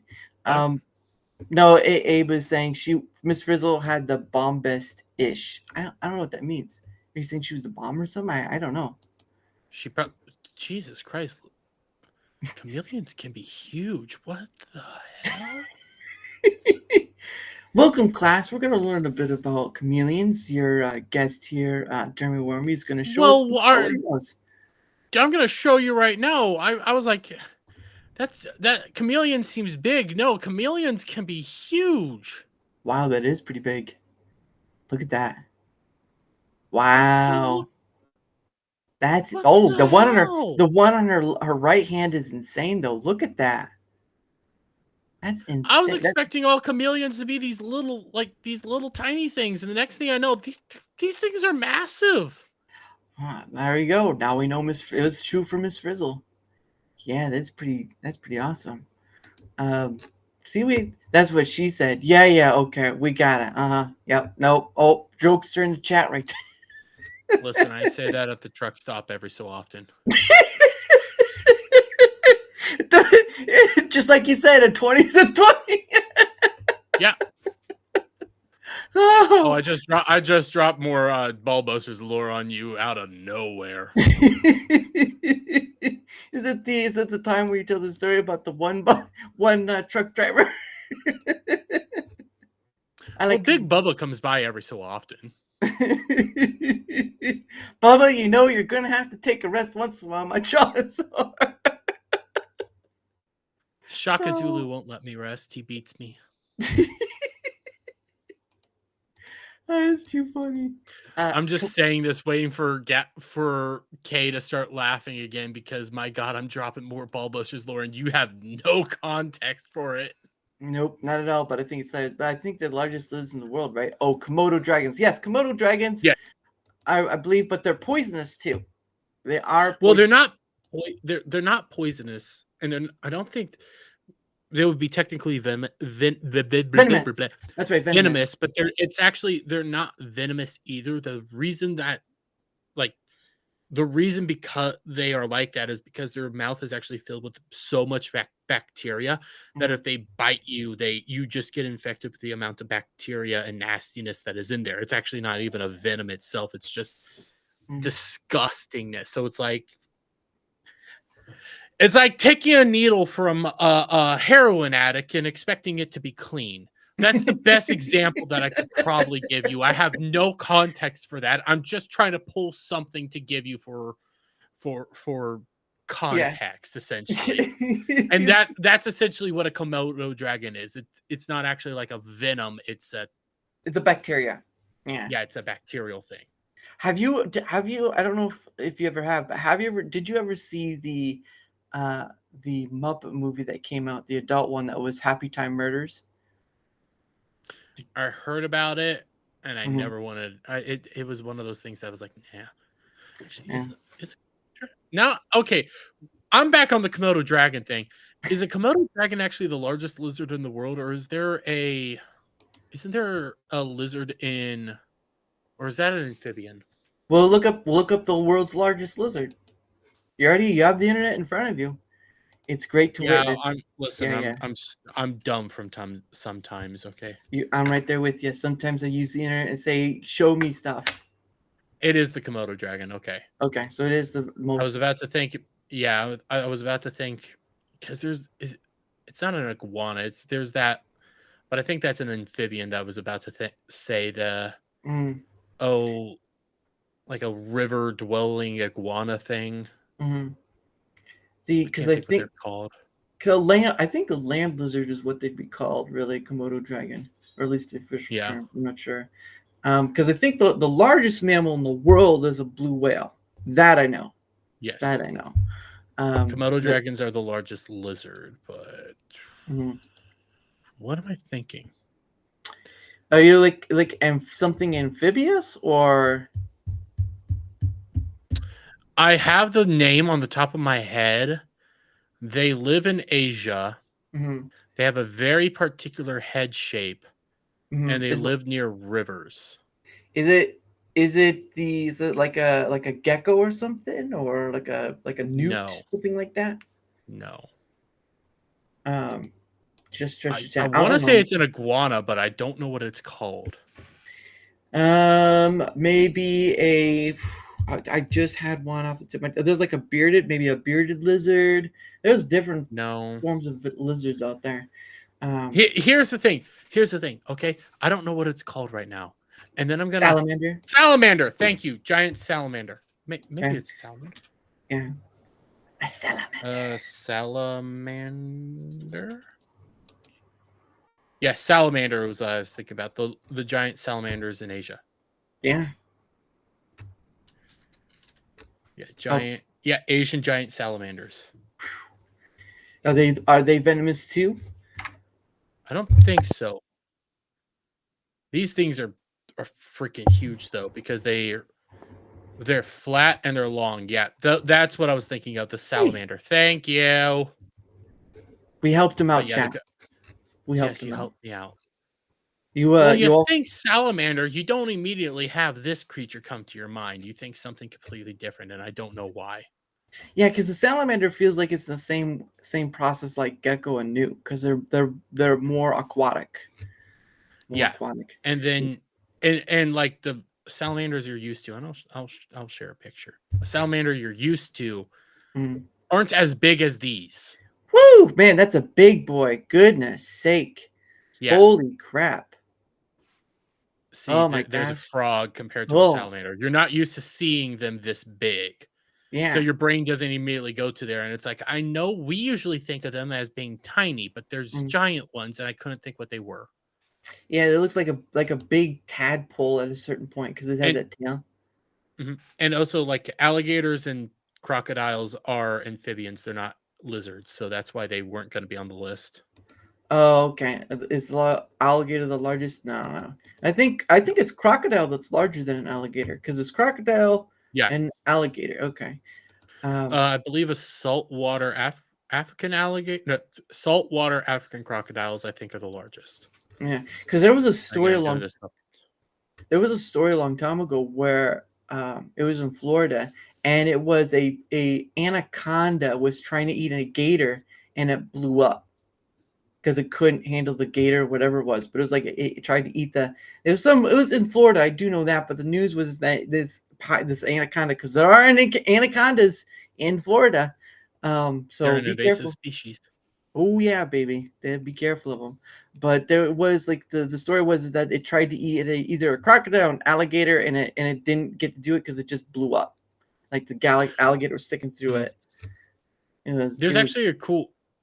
So I've been to an alligator farm, oh really? and those things can alligators can be massive. Like you can, I I went to Alabama once. Mm-hmm. Yeah, Alabama, Mm-hmm. and we went to an alligator farm, and we were walking around the farm and stuff, and they have this nice little walk Mm-hmm. above the swamp and the like the areas where all the alligators are, and Yeah, you just start walking around, and it's raised above so they can't get to you and you can't get to them. right. And I'm looking, and you just start looking into the water, and you're like, I thought that was a log, and you're like, that no, that's the head. I thought it was just a random log laying there. They can get big, and then you start realizing, okay, these things can get big. Yeah. Crocodiles get bigger. Mm-hmm. These creatures are terrifying and awesome all at the same time, and they're actually easy. A lot of people don't realize this. It's actually easier to get around like a crocodile or alligator than people expect, as long as you're not in the water. Yeah. As long as Yeah. you stay away from their head, Yeah. they're relatively easy to deal with. See, and the thing of it is I've seen these videos on Twitter acts where you have these people sort of raise these crocodile or gator babies from beginning, and they sort of become pets. And I'm like, No. I'm like, I have no even that small, there's some dangers. It's sort of like people who try to adopt wolves or dire wolves. I'm like, that's still nature. That's Mhm. still nature. But even oh god goodness, coyotes and dire wolves, holy crap, those things are big. Those are Ki- massive dogs. Coyotes, not so much, but they can be bigger than what you expect, but Mm, they're not as big as people think. okay. But Okay. again, they can be bigger than you expect. Yeah. Yeah, especially if you've never seen them before. It's like, oh crap, that thing's Mhm. big. I do know dire wolves are pretty big though, because they've had Yeah. the Game of Thrones had them for like their first, Mhm. whatever seasons, and that was a thing in itself right there. But yeah, no, I would not want to mess with, you know, Alaskan coyote. people. Alaska coyotes are massive. Oh, okay, massive. Oh, now we're getting some almost the size of wolves. Is Let me he's see. almost the size of wolves? It's Almost the not. size of wolves. Yeah, it's not a Yeah, big thing. that would be massive for a coyote, because coyotes are kind of your average coyote. Yeah, they're bigger than you expect, Hmm. but they're usually like maybe about a medium-sized dog. And you don't when you think coyote, you think smaller. Oh, I Yeah. just saw one. Yeah, that's bigger than they are around here. And with a coyote, you can sometimes mistake them for being like a fox. Ooh, really? Yeah, Interesting. they can be in similar sizes. Because the biggest dog I know is either it's the Great Dane or the Saint Bernard. Because those, holy crap, those dogs will Oh, there's topple you bigger. over. Oh yeah. Oh, the really? Which one? Yeah, Which there's one? I can never remember the breed. Mastiffs are one bigger than Great Danes. Mm. But then there is a particular breed that was specifically bred, I believe, for bear hunting. Is it a And they bear look dog? like bears. They look like bears themselves. Let me see if I can find it. Yeah, because They're huge. I've heard of that, but I've not. I don't think I've seen them. Yeah, because I've heard that same situation before where they're bred to take down bears. But even then, Yeah, I'm like bears. no, that's not it. Bears would Largest still dog tackle them. Yeah, like species. bear hunting dogs or something like that. A Tibetan Mastiff, I think. No, A Tibetan Mastiff. Oh goodness, that one's gonna be no, trying. that's not what it is. Oh, I was gonna be like, that one's gonna be I can screaming free to never, pet. I can never remember the name. I can always remember what they look like, but they're huge by comparison Oh, here we go. to like a human. Here you go. Russian ovcharka. I don't know what's how I'm it's said. copying. I'm dropping into thing because that might be what I'm thinking of. Yes. Yep. Yes. These things are huge. I can pull it up on screen so we can show everyone else. Oh, here we go. Hold on. I got it. Wow. Holy crap. Wolf killer. Oh, so they're a wolf killer. Yeah, they're a wolf killer. Okay. Yeah, bear killer would have been something different. Wow. Oh, those are bear dogs. Holy crap. Yeah, Those I've always things, wanted one. those things would have to eat pounds of meat or whatever. Holy Yeah. crap. I wonder how bet long they something I wonder how long they live, because I know Great Danes don't have a very long life, because of their height and stuff. I don't know how long they'd live either, but they look so cute and cuddly. Yeah, I can't imagine what shedding's gonna be like during the summer. Oh, I could not own one, mainly because of like the area that I live in during the summer. It does get hot in Kansas and kind of miserable, and Right. they would be just Miserable. annoyed. Yeah. Yeah. Especially with all that fur, and they're mostly look like they're made for the winter areas, like something like Alaska, whatever. Mhm. I just can see you being surprised by it. Like, oh my gosh, you can't do that. You can't do Well, that. I have a leopard Pyrenees, whatever. Leopard Pyrenees or Peonies. That is a Mhm. beautiful dog, but she's newer and she has short hair and she can handle the summer. But That's then I good. have a black lab, Mm. and I love that guy. Short hair, but he can't handle the summer at all because he's Yeah. black. Yeah. And when, in the middle of summer, he just starts cooking because they're outside dogs. Yeah. And Yeah. he just starts cooking because of the heat, and I feel Yeah. so bad for the buddy, and I do my best to keep him cool as cool as possible. But Yeah. A tub of water or something like that. No, I was just thinking black lab. massive Okay. tub of water. We have Mm. a little pond near our house that he goes and runs through a lot. That's good. But Yeah. he just cooks, and it's like I feel so bad for you, buddy. Yeah. My family used to have a chocolate lab, but we had Mm. to give it away because reasons. But owning a pet is a lot of responsibility. I mean, you could start off with an easy one, but for me, after that pet, we didn't go back to do anymore. For me, I don't. I'm enough responsibility as it is, and adding something more to that would be kind of like, I mean, you would be best at having kids than adding a pet, but even then people have pets and kids because he's black. He's a black lab. He said he's a black lab, and Well, he's I did say cooking. because he's black. Yeah, he's black But up and he's cooking. and the reason like I had to do that distinction is like during the summer you don't wear darker clothes because you intake more heat due to its ability to absorb light. Yeah. So Well, it actually it hurt. It's a bad idea to wear all those black clothes and stuff. Yeah. It's one of the reasons why I go like, why the hell can all those people over in the Middle East wear those long clothes? They're all so black. That sounds like an awful time. They're cooking on the inside. Oh my gosh. No, there was, because of course we know that the color white, it doesn't absorb as much heat, but it doesn't radiate heat, it reflects a lot of light heat. But black it will absorb heat, but it will also get rid of it quickly, right? Because that's the motif of it right there. But I was trying to find when I was getting a new car, right? Not my current car, but another car. And I was trying to find, okay, so what kind of color is best for not only retaining heat but letting heat go, sort of like a give and take, sort of be cross between the black and the light sort of thing. And I can't remember if it was red or some other faction, but there are different colors that can go on a vehicle or whatever. And so you just because different colors accept light at different, whatever. But yeah, that's always interesting to learn. A good example of why you don't want anything black in the desert, and again, I don't understand how you guys can do it. The MGM hotel over in Vegas, Mhm. and I've only heard stories of it. I've never been in it myself, and I'll never go in it myself. Even though it's a beautiful hotel, it's a pyramid. Oh yeah, It's yep. all black. Yeah. It's all black, and I've heard like people say, "Yeah, we're in there. We have the AC on max, and it's hot as hell." And when Yep. you ask them, "Hey, is there a way to make it cooler?" It's like, we're in a black pyramid hotel that's made out of glass. Yeah. It's not going to get cooler.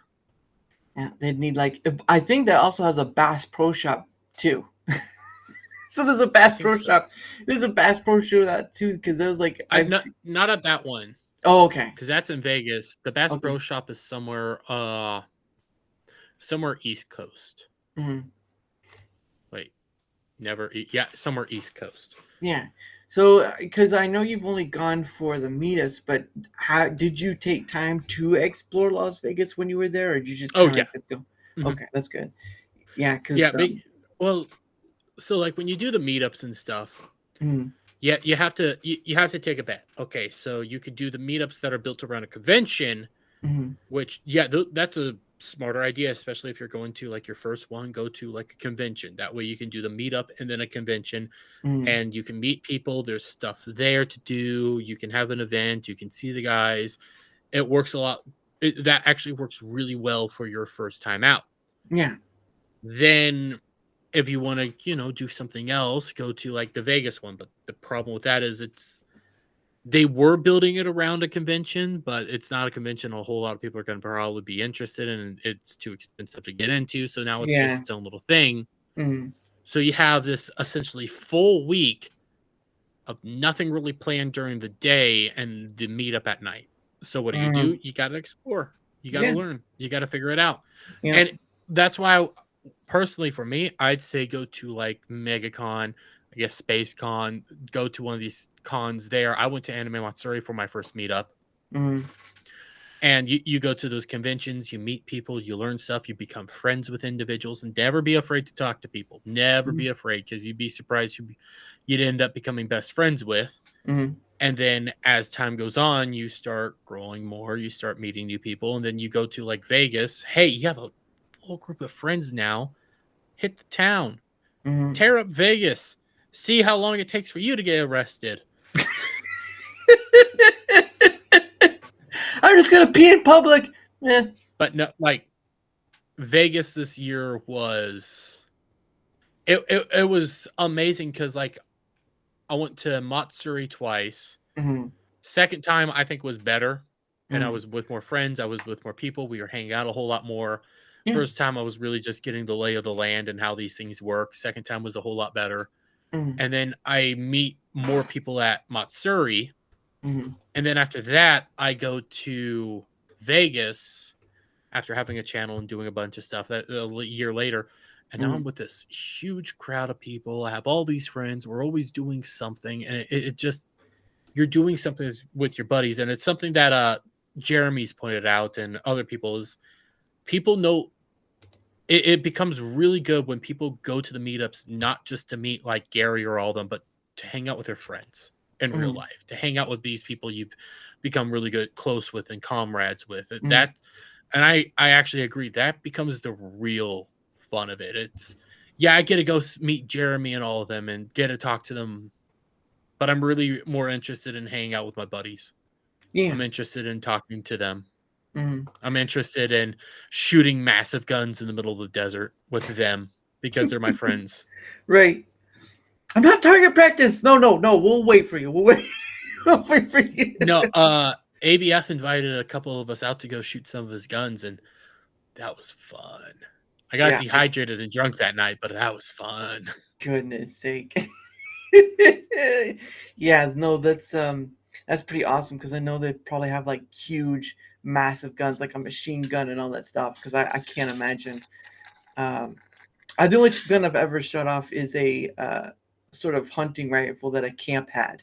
They had like a shooting range, and shoot off those bullets and stuff. So it's like a 22 hunting rifle, I think that what they were, very small. ABF has a 50 cal BMG, and it's in his background on whenever he streams and stuff. Right. It's this massive gun, and the rounds for that are huge, and it's just so fun to shoot. I can't imagine what the amount for those bullets are, though. Goodness sake. Expensive. I get it. That's what and it was like for me. It was just as much about meeting online friends as the FTJ. Yeah, and I can understand that. It's just the hey, horse stream. It's just the problem of it is there's also the money factor too and the time factor, right? Because a lot of these people that do go have full-time jobs, and so you're not like who is it? You're not like a starts with an A. Alex. Alex Triggerfinger, I think it is, where he's just dropping loads like he's made of it. Alec Baldwin's finger? Yes.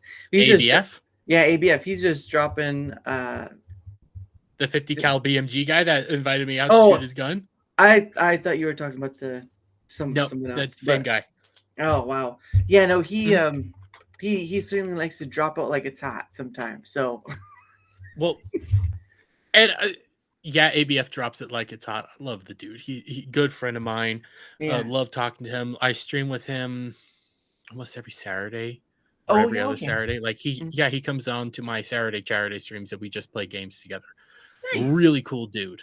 And yeah, he drops a lot of money. Yeah. It is cool. And you do start wondering, man, there's so many people with all this money. What do they do in life? And then you see ABF with all these guns and it's like, he's a collector. Are you involved in something that I should be worried about? No, don't worry about that. No, don't look behind the curtain. There's no one. There's no one there. Should be. No, but there's high rollers in the fellowship. There's people with lots of money that they got, rightfully so. Yeah. And they like to help out where they can, and that's always appreciative. Yeah. Again, I don't expect it, but when it happens, it's sort of a nicety because it's someone parting with their whatever. But at the end of the day, every dollar matters. Yeah, all dollar lives matter. That's right, kids. That's right here right now. Listen, if somebody super chatted me and only gave me 99 cents, I treat it just as much as if somebody gave me $100. There you go. You are all important. The chat, you guys right now over on Rumble and YouTube, you guys are the people that make all this worth it. Yeah, and a lot of them I've already had on. So that's the funny part. Except horror streams. I don't think I've had them on, but Demonic Rebellion, Abe, Alpha. I'm not sure about Alpha Omega. I'm not sure if it's the same one, but I've had a lot of these people on already. Alpha Omega? I don't know if it's the same Alpha I've had on from the Rumble side, but I'm not too sure. Alaska Man I've had on. Distracted, no. Let's see who else. Melly K, maybe next year. She's a busy lady, so Abe I've had on. Yeah, there's just a lot of. Yeah, she. I hear she's Ballbusters adjacent. She's ball. That's a good mentality. Sadly, big names don't think that way. What do you? Onto what end? Oh, you're talking like that's a good mentality. Big names don't think that way. I'm wondering if they mean like bigger, like Dan Bongino or something like that. I don't know if he means to people like that. Oh, and you're welcome, Abe. I would want to I would want to know like what do you mean by that, because I'm not trying to single you out. I would say also like, are we talking about the money? Or are you talking about like people willing to have you on? Well, what about like Ben Shapiro or Tim Pool? Right, Tim Pool's been known to not, check all the I don't chat. think Tim Pool care. I Yeah, don't think Tim Pool cares about his chat at all. Whereas in the reverse, Jeremy, Nerdrotic, they care. yeah, They care about you guys deeply, hmm and it shows in how they actually like treat stuff. Money donation. yeah, I Again, it depends on who you're talking about, yeah, because yeah, like your yep, Tim Pools of the world, they don't give a damn. yeah, They don't. He treats his chat like garbage, and that really it does look bad. Some people don't listen unless. So I will say this, mm, and this is something that it's a sad reality of like growing on YouTube. yeah. Oh, After a while, you can only hit like the $20 and up, because if you're hitting every $5, you're going to be there forever. yeah, So it's that's why true. you do like a square up or something, or you do like a certain system where the biggest ones first and move on. Yeah, It becomes like a process that you actually have to do. And that does suck, hmm because it does feel I haven't gotten there. Probably will never get there, but who cares? Who cares? It is a thing, like they all care about you. They do. There's some people that legitimately care about you and will always, they have their ways of showing that they care about you. Yeah, no, but I do get his sentiment from that regard because Mhm, there are people. I mean, you could use Tim Pool example, but you do get, as you said, you get where they're getting so many that they can't keep up. I mean, I don't, I whether I get there one day or not. The point of the matter is that, mhm, that's again, that's not the point. Look, when you can invite someone who's not a creator, someone who just lives their regular life and is a follower, right? Like someone in your follower, not a creator at all, but they just follow you. When you can invite someone like that on and you can have them be part of the discussion, whatever, that's what I find. That's what I find the most interesting, and probably depending on the person, right? Because we never know. And I can get why some people don't do that, but for me, you never know, and that itself is the exciting factor. Like it could be a bomb, but out of that challenge comes something you can learn. It could be a great thing, like this. You didn't know how it would be, and yet here you are, still standing on your own 2 feet, being the awesome dude you are. I think oh, you gave there. me way too much praise. I'll slip you the 5 later. But anyway, but for me, it's the joy of I get that opportunity. Mhm, Money, likes, views, all this stuff that is great, but I get to invite people on who don't do anything with creation at all. Maybe they're just followers, whatever. I get to invite them on. I get to have a conversation about whatever, and you get to see the time just roll by, but you're not even paying attention to it, and it just amazes me. That's the amazement of doing all this. Is like, yeah, I know I'm not at that space where I have a name recognition, right? Because you have name recognition, you have DJ Cobra, right? Name recognition, all this stuff. You have name recognition. My name's not name recognition, but the point of the matter is that only solves a portion of people ignoring you, right? So when you go to mhm. ask somebody on, right, say you want Dean Cain or one of an act or whatever that you really like, you go to them and say, hey, I'm so and so, I'd like to invite you on. Nothing. Right. And it could be they're busy, right? They're actor people, whatever. But they say, thank you, I appreciate it, but I'm not interested. Right. But imagine that you have a big enough credible name that they give a second thought to it. Right. That's where I would like to build this up, that credibility. But it's not about wanting to gain clout or some sort of factor from it, even though that kind of helps, right?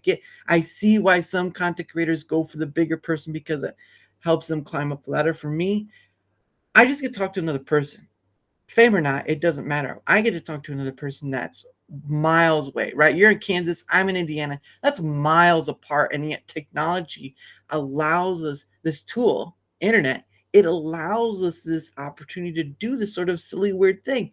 And yeah, we can talk about everything till the sun comes up or entertainment or whatever. But the fascinating factor is I get to say something, you get to say something, and we get to learn about these little bits and pieces through the conversation where it could go completely from one direction to the next. Like we started off with, we started off with stuff in your hometown about Kansas, and then we're going to talk about bear dogs. Yeah. That's the fun of it. That's the fun of it, I find. And I get it. For some, And you still haven't even scratched the surface of me. You're like, you think you have, but trust me, I'm a wealth of insanity and chaos. I have had on many people multiple times. Jack Tarlett, who went to the FNT in England, he's been on 9 times. Every time he comes on, he's hilarious to have on. Yeah, yeah, he's great. He's like a big brother. I don't know if he's older than me, but he's sort of like a bro at times. And he's probably older than you. Don't worry. It's the beard, I know. He's like 50. It is what it is. He's so old we can't tell. Yeah, and like he's a Brit. Who really cares? And this time on How to Be an American. That's right. This time on How to Be an American, drink beer and be angry, and always believe that you're better than everybody else, even when you're not. Yeah, communication used properly can't be sold. Agreed.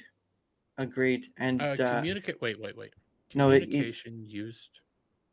I think it's but like the better communication, good communication, used properly can't be sold, or maybe the technology of communication used properly can't be sold. I would say like the sad thing is today in our modern day is communication. I actually kind of do agree. I don't think it can be solved or communication. Oh, I thought he said solved, but I would say I was going to take this in a different direction, but I do think there's some people that you can't talk to, and for whatever reason, that it's just like and I don't mean as in like, hey, I can't get this guest on. I mean like there's certain people with views and mindsets that it's just impossible to have rational discussions with them or even like talk to them at all. Right. And it is sad to live in this world where you know for a fact that you can't, even if you want to have like Cenk Uygur on, even though I don't know why you would ever want to have Cenk Uygur on, you can't have a rational, calm conversation with him without him immediately go like, "You're all evil," blah, blah, blah, blah, and being like all the worst parts of Alex Jones without any of the good parts about Alex Jones. Yeah, and it's understandable because again, we come across different people with different perspectives, and some are just too far over that a conversation is hard to have, and maybe that's the red flag you try to warn. But if you it is the red flag, and another good example is, and I hate to take this political, but like this week we had a very good example on CNN utilizing Mehdi Hassan and then the Ryan Schultz, the conservative guy, where Mehdi Hassan was just calling everybody Nazi. All conservatives are Nazis, and if you don't like being called a Nazi, don't say Nazi rhetoric and blah blah blah blah. Even though he's the one that's assuming that something is a Nazi rhetoric. Yeah. The conservative there then said, "You get called anti-Semitic all the time." Yeah, because he supports Palestine. Okay, I hope your beeper doesn't go off. Oh yeah, I heard about that. And then Mehdi Hassan just loses it, and the conservative guy is banned from all CNN programs. And it's like, but wait. He won. He threatened you by saying, "I wish you don't die." But 2, he's calling you Hamas the same way you're calling everybody a Nazi. And when you get faced with that, when you get that thrown in your face, you freak out and immediately have a temper tantrum. Yeah. And the same thing is going on right now with the garbage. One, a comedian who's a roaster, who's known for making offensive jokes, made an offensive jokes. Everybody acts like it's the end of the world. Oh, yeah. President says something actually highly offensive just 2 days later, and everybody's like, "Oh, that's not a big deal. That he never said that. No, that's bad." It's like, no, we live in 2 very different realities, and it sucks that there's people that live in these 2 very distinct realities, and you can't communicate with them. It's not that we're living it; it's that we have lived it. It's not something new. It's something that's been there since our inception of being humans, because it's part of that psychology that we have. We grow up with different rules and different societies and different things, and they all compact to different perspectives, realities, whatever you want to call it. It grows in different viewpoints, and those viewpoints, sometimes they're taught, sometimes they're learned, sometimes they're just a mixture of both. And you're right, there are some people you can't get across to. Well, but go ahead. And I'll say, as mind-numbing and as brain-dead as it can be sometimes, sit down, and a good way to just mitigate it is sit down and watch like a Piers Morgan episode, and watch Piers Morgan, because Piers Morgan will have on, the right and the left, and you'll hear like he'll have Destiny on, for example, and you'll hear Destiny say the exact same things we are saying, and say that we're the hypocrites, but it's like, but no, you guys are doing that. No, you guys are doing that, but they see us as doing it. And it's like, how can you communicate with somebody that truly believes that the reality of the world isn't the way it is? Yeah. And they have a completely different spin on reality. It's like, how do you communicate with that person? I'm not, again, I'm not into debates or whatever, because those are conversations that don't, I mean, if you have academic debates, that's a different subject, but I'm talking about debate, you see the whole drama thing and whatever on content creators.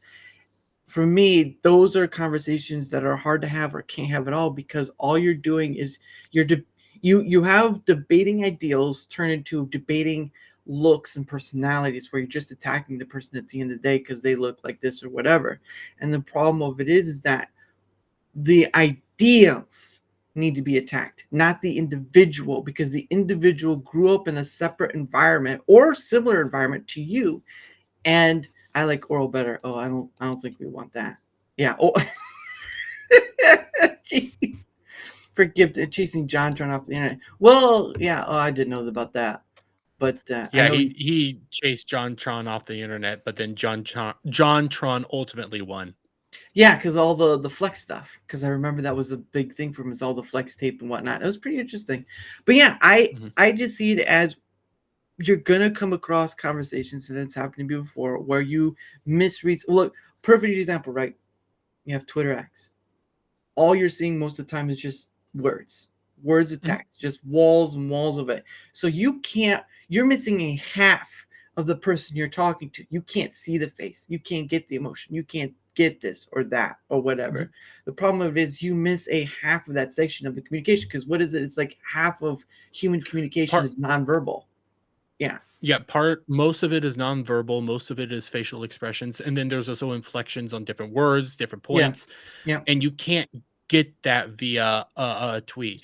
Like you can a good example is if you say something that could be seemed inflammatory and you're saying it very casually and calmly, then you're not being inflammatory at all. Like, some people could be thinking that you're saying something very offensive. In reality, you're not saying something offensive at all, or you're trying to be offensive or antagonistic. That's what a wall of text is. A wall of text, essentially, you, the person reading the wall of text, have to add on the context to said words.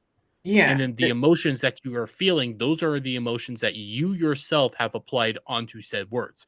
Those might not be the exact emotions meant to come out of those words. Yeah, and there's also, you're reading in your own voice too. So you're reading someone else's words in your own voice, and you're applying that part to it. But don't tell Gal that, because she can't hear her own voice in her head. She has no inner dialogue. Just say there's nothing going on in there. Just get that part. There's plenty going on in there. She just can't visualize or hear anything. Oh, make her sound like deaf and blind. Goodness sake. Like Helen Keller over here. Goodness.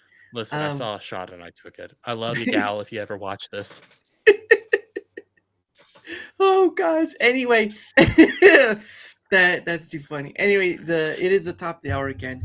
And I think, I don't know why I did that. And I think we're going to come to a close, because it is getting close to where I need to get to bed, because I got to get up in the morning. But anyway, before we do, we'll do a few things first. First is we're going to promote ourselves, and then a few other things, and then we'll get to it. A wall of victims? I don't know about that. See you later, Laskin Jeff. See you later. Real quick, I would agree with Abe. There is a lot of people out there that would just view stuff as a wall of victims. I can see that. I can see that. Oh, Mhm. there you go. But Lord Gal, there you go. Gotta love her. But anyway, so we'll start with promoting ourselves first. Of course, uh, look, if you want to sell yourself that way, I won't stop you. But I do not promote prostitution on any level. So with that, go ahead. Listen, I'm not a prostitute. Just come to the truck stop, go to stall 3. Well, take very good care of you for a nickel. I don't know what you're talking about. You don't know what I'm offering. Look, just go. Hi, guys. Yes, if you've enjoyed our conversation here, my name's Dermy Wermy of Dermy Wermy. It's pretty self-explanatory. Again, I'm a cultural commentator. I talk about pop culture news, stuff like Mm, that. I do some reviews here and there. I haven't done very many reviews. I'm more waiting for Doctor Who to come back to do more reviews and right. things of that nature. I play video games, and every Friday I have a go-to show by the name of Ball Busters, where we get hectic, crazy, and we talk about some of the big news of the week, so on and so forth. Uh, Saturday, actually, I should be promoting this. This Saturday, Mm, I am doing a 24-hour stream in which I'll be hanging out. It'll be a Saturday charity 24 hours. Still, I'm leaning on starting at around noonish or something like that. Just mm. have to make sure I get up in time for that one. But yes, I'll be playing games, hanging out with everybody, trying to go for 24 hours this time to be more precise and perfect. I've done 2 24-hour streams so Oh, far. Succeeded in the first one, failed in the second one, so this will be the third one that I have to win. That way I can outdo Beardo, who decided to take a 2-hour break in between his 24-hour stream, which was retarded. Why would you do that? So I have to flex on him as the superior streamer, mhm. and we'll go from there. And then, yeah, check us out. Oh, there will also be an election coverage stream probably on my channel and a couple other channels. So check that out. Many people will be covering on the 5th, and luckily for me, I'll be having someone on. But I'm not political by any manners. Uh, but prostitution is the world's, and the government should make it illegal. Well, you know what? The women will find a way, and they certainly did with OnlyFans. They always find a way. OnlyFans exists. Yeah, OnlyFans and all the free porn sites. But anyway, going on to going on to my thing. Whether you're on Rumble or whether you're on YouTube, if you wouldn't mind leaving a like, sharing the stuff, because I make shorts as well. A comment or follow. Again, guys, it goes towards helping with the engagement factor, but it also leads to having more and many different people on, because I can't tell you that yes, there have been some challenges, but at the end of the day, I get to meet some awesome, pretty cool, wonderful people. I talk to people who like Dermy Wermy and maybe like Thomas Connor Jr. from Midnight's Edge. All these people that have built up their place as content creators. And I've talked to people like Zora and Demon Rebellion who aren't creators. The point of the matter is it's about people coming together to have chats about whatever, and that's how I do it. I know some people find it weird for the free flowing conversation, but I'll tell you what, it can work, and you just watch 2 hours of that. So I made you all believer. That's right. But but anyway, any help with the engagement is much appreciated. And again, guys, I have a link down below, of course, with all of Dermy Wermy stuff. Dermy Wermy stuff is all down below on either Rumble or YouTube, and you'll find my other stuff on there as well, whether it's my links to YouTube, Rumble, or Twitter X, email, or to my Discord, which is mostly just for DMing because I don't have a server. There's just too much. There's just too much to try to do with all the social stuff. But yes, any help with engagement must appreciated on either end. And of course, my link is down below because, guys, I have pretty much a full month. I only have like 1 day left open because I'm not doing anything for Thanksgiving. So those days, there's not going to be anything, maybe shorts coming out, but that's it. I'm not going to be doing any shows during the Thanksgiving portion of it. But yeah, my month of November is going to be pretty full of just not full. Okay, I should distinct that I do try to leave my weekends open because I do work a full-time job and I do like enjoy my weekends. Not have to do anything. You want to take a break, right? But beyond that point, Clip sent your tag. Oh, Yeah, he tagged me in a thing over on Oh, okay, okay, on Twitter. I saw it. okay. All right, yeah, but yeah, And it's always real quick, yeah. taking time off is always a good idea. You don't want to get burnt out and start hating everything. So taking time off is a good idea, even though YouTube hates it when you take time off. So Well, I think all platforms kind of hate it when you take time off, Mhm. whatever platforms you're on. Like I again, like you said, you don't want to burn yourself out. But I've been doing this thing the full month, not full month, but sort of full month since April, and I've been enjoying it. Yeah, I don't have the greatest numbers across the board, but that's not the point. The point is I get to meet people like you Mhm. and D-Make Rebellion and so many others. It's this fantabulous thing where you can just connect people and you're like, I'm not here for clout. I'm not here for all that gaining something off you. I'm just here to converse with you. And again, you're always welcome. Oh, thank you, Lord of the Ray. Yeah, he's coming on election day, so he's gonna be my guest on election day. Forever Halloween is out now. Chill song about. Oh yeah, and he makes music too, so you can check up on his channel. But yeah, um, I enjoy getting to have people on, even if some of their challenge. And of course, you are always welcome to come back, Dermy Wermy. This is not a Aw. one-timer deal, because you are awesome in your own right. And for you to take up the give me the opportunity of your time is even better, because to some you are pretty big, and to others you're just a regular person. So there's that. But I do get to Aw. enjoy the time. Maybe one day I'll get one of the big people, but it'll just be because we're just people at the end of the day. Oh goodness! Oh, he's getting his red hat ready. Uh, do farts still make a noise? Oh, not that one. I was trying to find the that one. Dermy.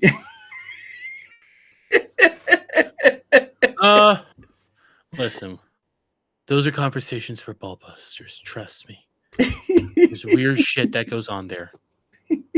Yeah, give him a look on. Yeah, he's on many different platforms. So whichever platform you want to check him out as, I have in the I do try to advocate for multi-platforming, because we've seen what happens if you're on one platform. We've seen what happens when you're on Twitch, like the whole VTuber thing not too long ago. A lot of them are getting suspended or whatever because of stupid rules. So and some of them are just on Twitch, and I'm just like, come on, guys! It doesn't matter what you choose. Choose something more than just Twitch. People on YouTube, right? You always hear those stories of getting demonetized or whatever, and that's all there is. They just have YouTube, and for me, it's like, look, you don't like Rumble, that's fine. Choose more than just one platform, because I'm telling you right now, it's more about the creator and all your content that you create than it is about loyalty, because they're making money off of you, so why not make money off of them? That sort of thing. But I just only learned today Jeremy does his own stream, so I'll be bugging him. Well, there you go. Look at that. You just got Oh, another you follower. don't worry. You'll be entertained with my streams. And then yeah, Ballbusters is an insane time. then there will be the full Monty hour. So just Saturday Charity is my more chill, relaxed stream. This one is probably not going to be as chill and relaxed due to 24 hours, but those are my more chill and relaxed. And then Dermy's Daily Dictation will be returning. I'm probably mainly just going to wait till after the election and work it out then. So is the question is, do you dictate dick, or do you just take dictation of a dick?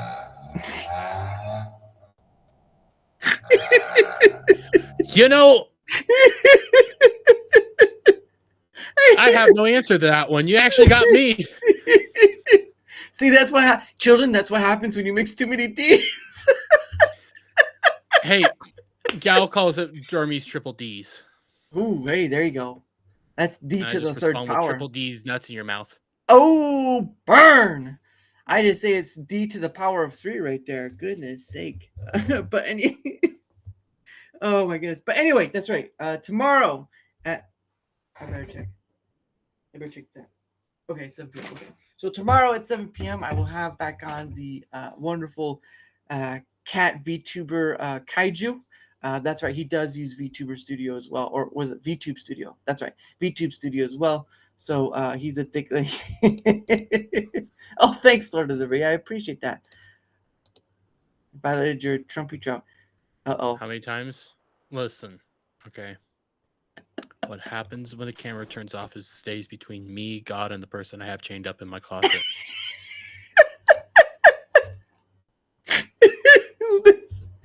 You're gonna get me every time. He's a dick later. Listen, I used to listen. I used to have him chained up in the basement, but that was too much walking. But so I just brought him up here. There you go. Simple. Plus, the basement is where I keep the paraplegics. Oh, jeez. Oh man. But if you want to keep them still, you just push them down the stairs. They can't get back up. What? You're making the Olympics of the most awful things to say. Oh, I haven't even started. You should. That's what you should do, like your own thing of where you say we are doing the Olympics of the most awful things to say, and we're gonna judge on people. What's the worst thing you could say? And there you go. But anyway, so yeah, let's see. Well, thank you for that, Lord of the Ring. I appreciate that. And of course, we have come now to one of the most fun times of all. It's called Questions from Hat. And of course, I bought a Rumble hat and put questions in it. So what happens is usually I have a guest and they get 2 freebies out of the hat. Now, obviously, I'm not monetizing YouTube, so there's no point in whatever people trying to do that. I'm going to monetize in Rumble, though. So if you want more questions pulled out of the hat, give her a hat. Because that way you can see all the guests squirm about questions. They're not that bad. But anyway, because Lord of the Ring has given 2 rants, that equates to 4 questions. So we're going to get started. We're going to see how well you're answering is. So I'm closing my eyes. How many of these questions are what do I put up my ass? None. I don't know if I'm gonna answer that one. Well, there you go. See, there's one. Because that costs $10 over at the truck stop. Oh, hey, well, wait. I'm not that rich. Hold on there. All right. I got one right here. All right, here's the first one. All right. Let's see what it says. These are some of these are real easy. Anyone can answer these. A 5-year-old guesses. Oh, there you go. Now you're getting 6. No, it's 5. Sorry. Stuff Central. Stuff Central. Yeah, 5 now. All right, here's one. If you could rename yourself, what ridiculous name would you choose? Dermy Wermy, but with an O, because then I'm not that retarded. Look, Ma, I pulled my britches up. That's right. See, I tied my shoes. I spell good. It's like speak and spell. I am here. All right, on to question number 2. Okay, question number 2. All right, my eyes are closed. All right, there we go. Here's question number 2. Let's see what we get out of this.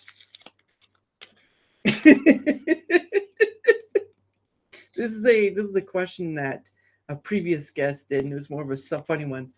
Are cats racist? No, but they're jackasses. Well, no. Okay, cats aren't pets. Okay, everybody wants to go around there and say cats are pets, and no. Okay, you don't own a cat owns you. And here's the reason. Once you die, they only have you around because you clean up their litter box, you feed them, you water them, and you give them belly rubs, okay? The moment you die, they will be perfectly happy eating your corpse and moving on with their life. They don't need you. They own you. You don't own them. That's why dogs are the superior species. So you know what? It reminds me of that one Rick and Morty episode where they did like the dimensional cable, and they had that one. It was like a movie thing or whatever. It was like the cats were patrolling this old lady. I was like, oh, please stop, please. All right, question number 3. I think that's 3, so that's 5 total. All right, so we have question number 3. What is question number 3? Question number 3 is, oh, goodness. Oh, here we go. What's a childhood memory that still makes you smile?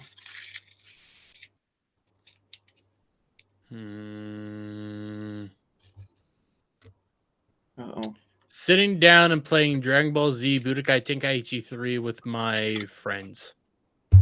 Ooh, nice. Yeah, that's like one of the reasons I want to get Sparking Zero. It's like Budokai was what? PlayStation 1, PlayStation 2? Budokai, yeah, it was only on like Nintendo and PlayStation, and it spanned Yeah, PlayStation 1, PlayStation 2, GameCube, Wii, and the last one was 2007, and then Sparking Zero is the bring that all back. So that I just need $70 to go buy that. Well, I Yeah, have yeah, the look, money. I just need to buy it. yeah. Sparking Zero looks great. Yeah, I've heard some. I Oh yeah, There's a gentleman I've had on. His name is Squall Rush, and he's a very big Dragon Ball fan. He's been playing it. He says it's all right, but it's sort of and difficult. it goes back to the old ways of like how those games were. And Xenoverse is fun. Like Xenoverse has its place. Mhm, But when it came to the Budokai games were something else. And it's mhm, also funny to watch DSP try to play those games because he can't do it. Because the thing with Budokai is your box is completely different than any other fighting game. mhm, And when you're actually fighting, you can move, like throwing punches and stuff. You actually move, so you need mhm, to be very careful, and you mhm. always need to have your alignment perfect. Because if you don't have your alignment perfect, it can look like you're punching the opponent, but in Yeah. reality, you're just punching air because Wow. you're not. You're actually, because it's 3D the entire time. It's a 3D Right. arena battle, Yeah. Yeah. so the camera might look like, hey, you're on the guy, Mhm, but you're actually not on the guy because you're mhm. actually hitting a completely different box.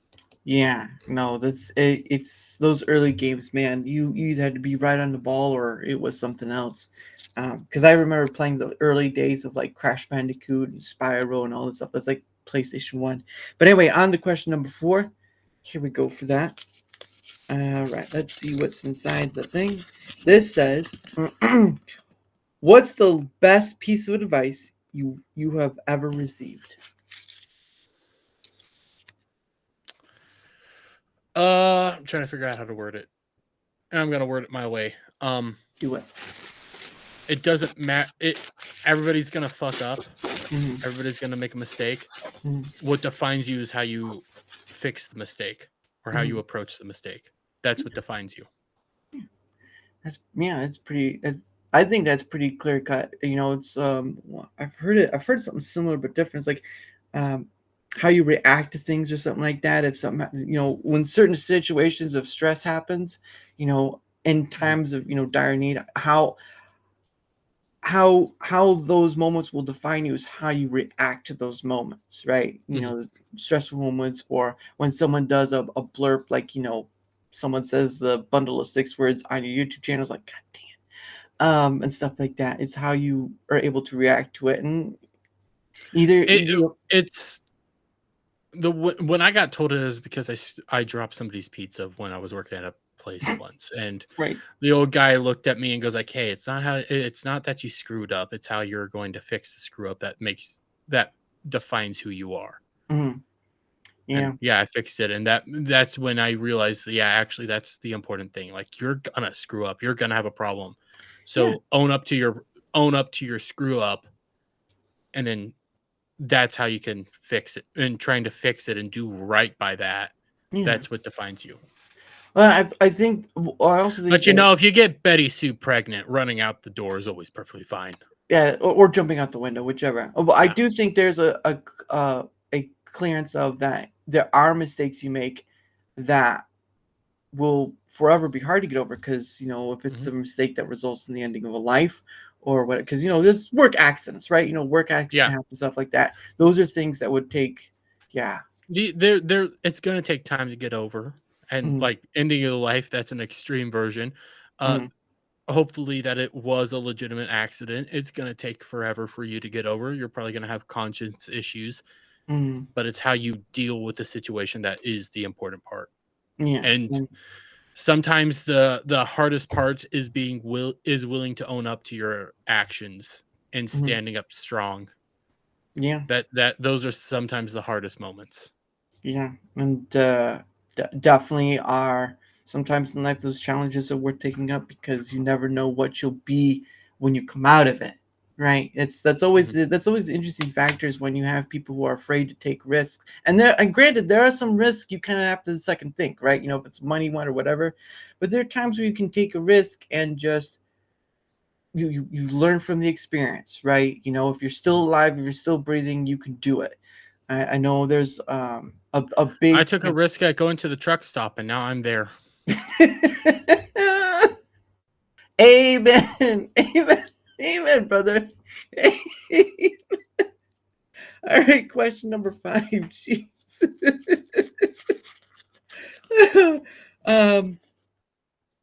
Okay. What's your least favorite color and why?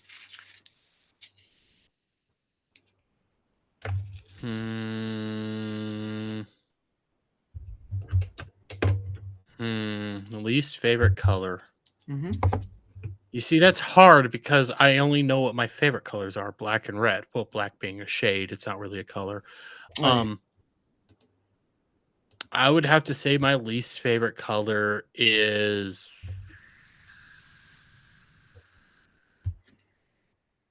probably yellow. Why is that? Because I don't like bananas. What? You don't like bananas? No. Have you ever eaten a banana? Yes.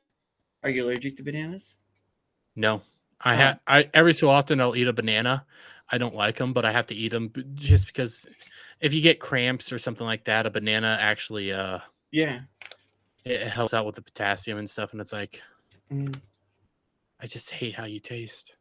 Yeah. What about pineapple? Just hate- Pineapple's yellow. Dude, listen, we're ending on a high note here. Do we really need to start this war? It was a question. You don't have to answer it. It's okay. You can say pass. Listen. Pineapple is only good in a handful of situations, usually grilled.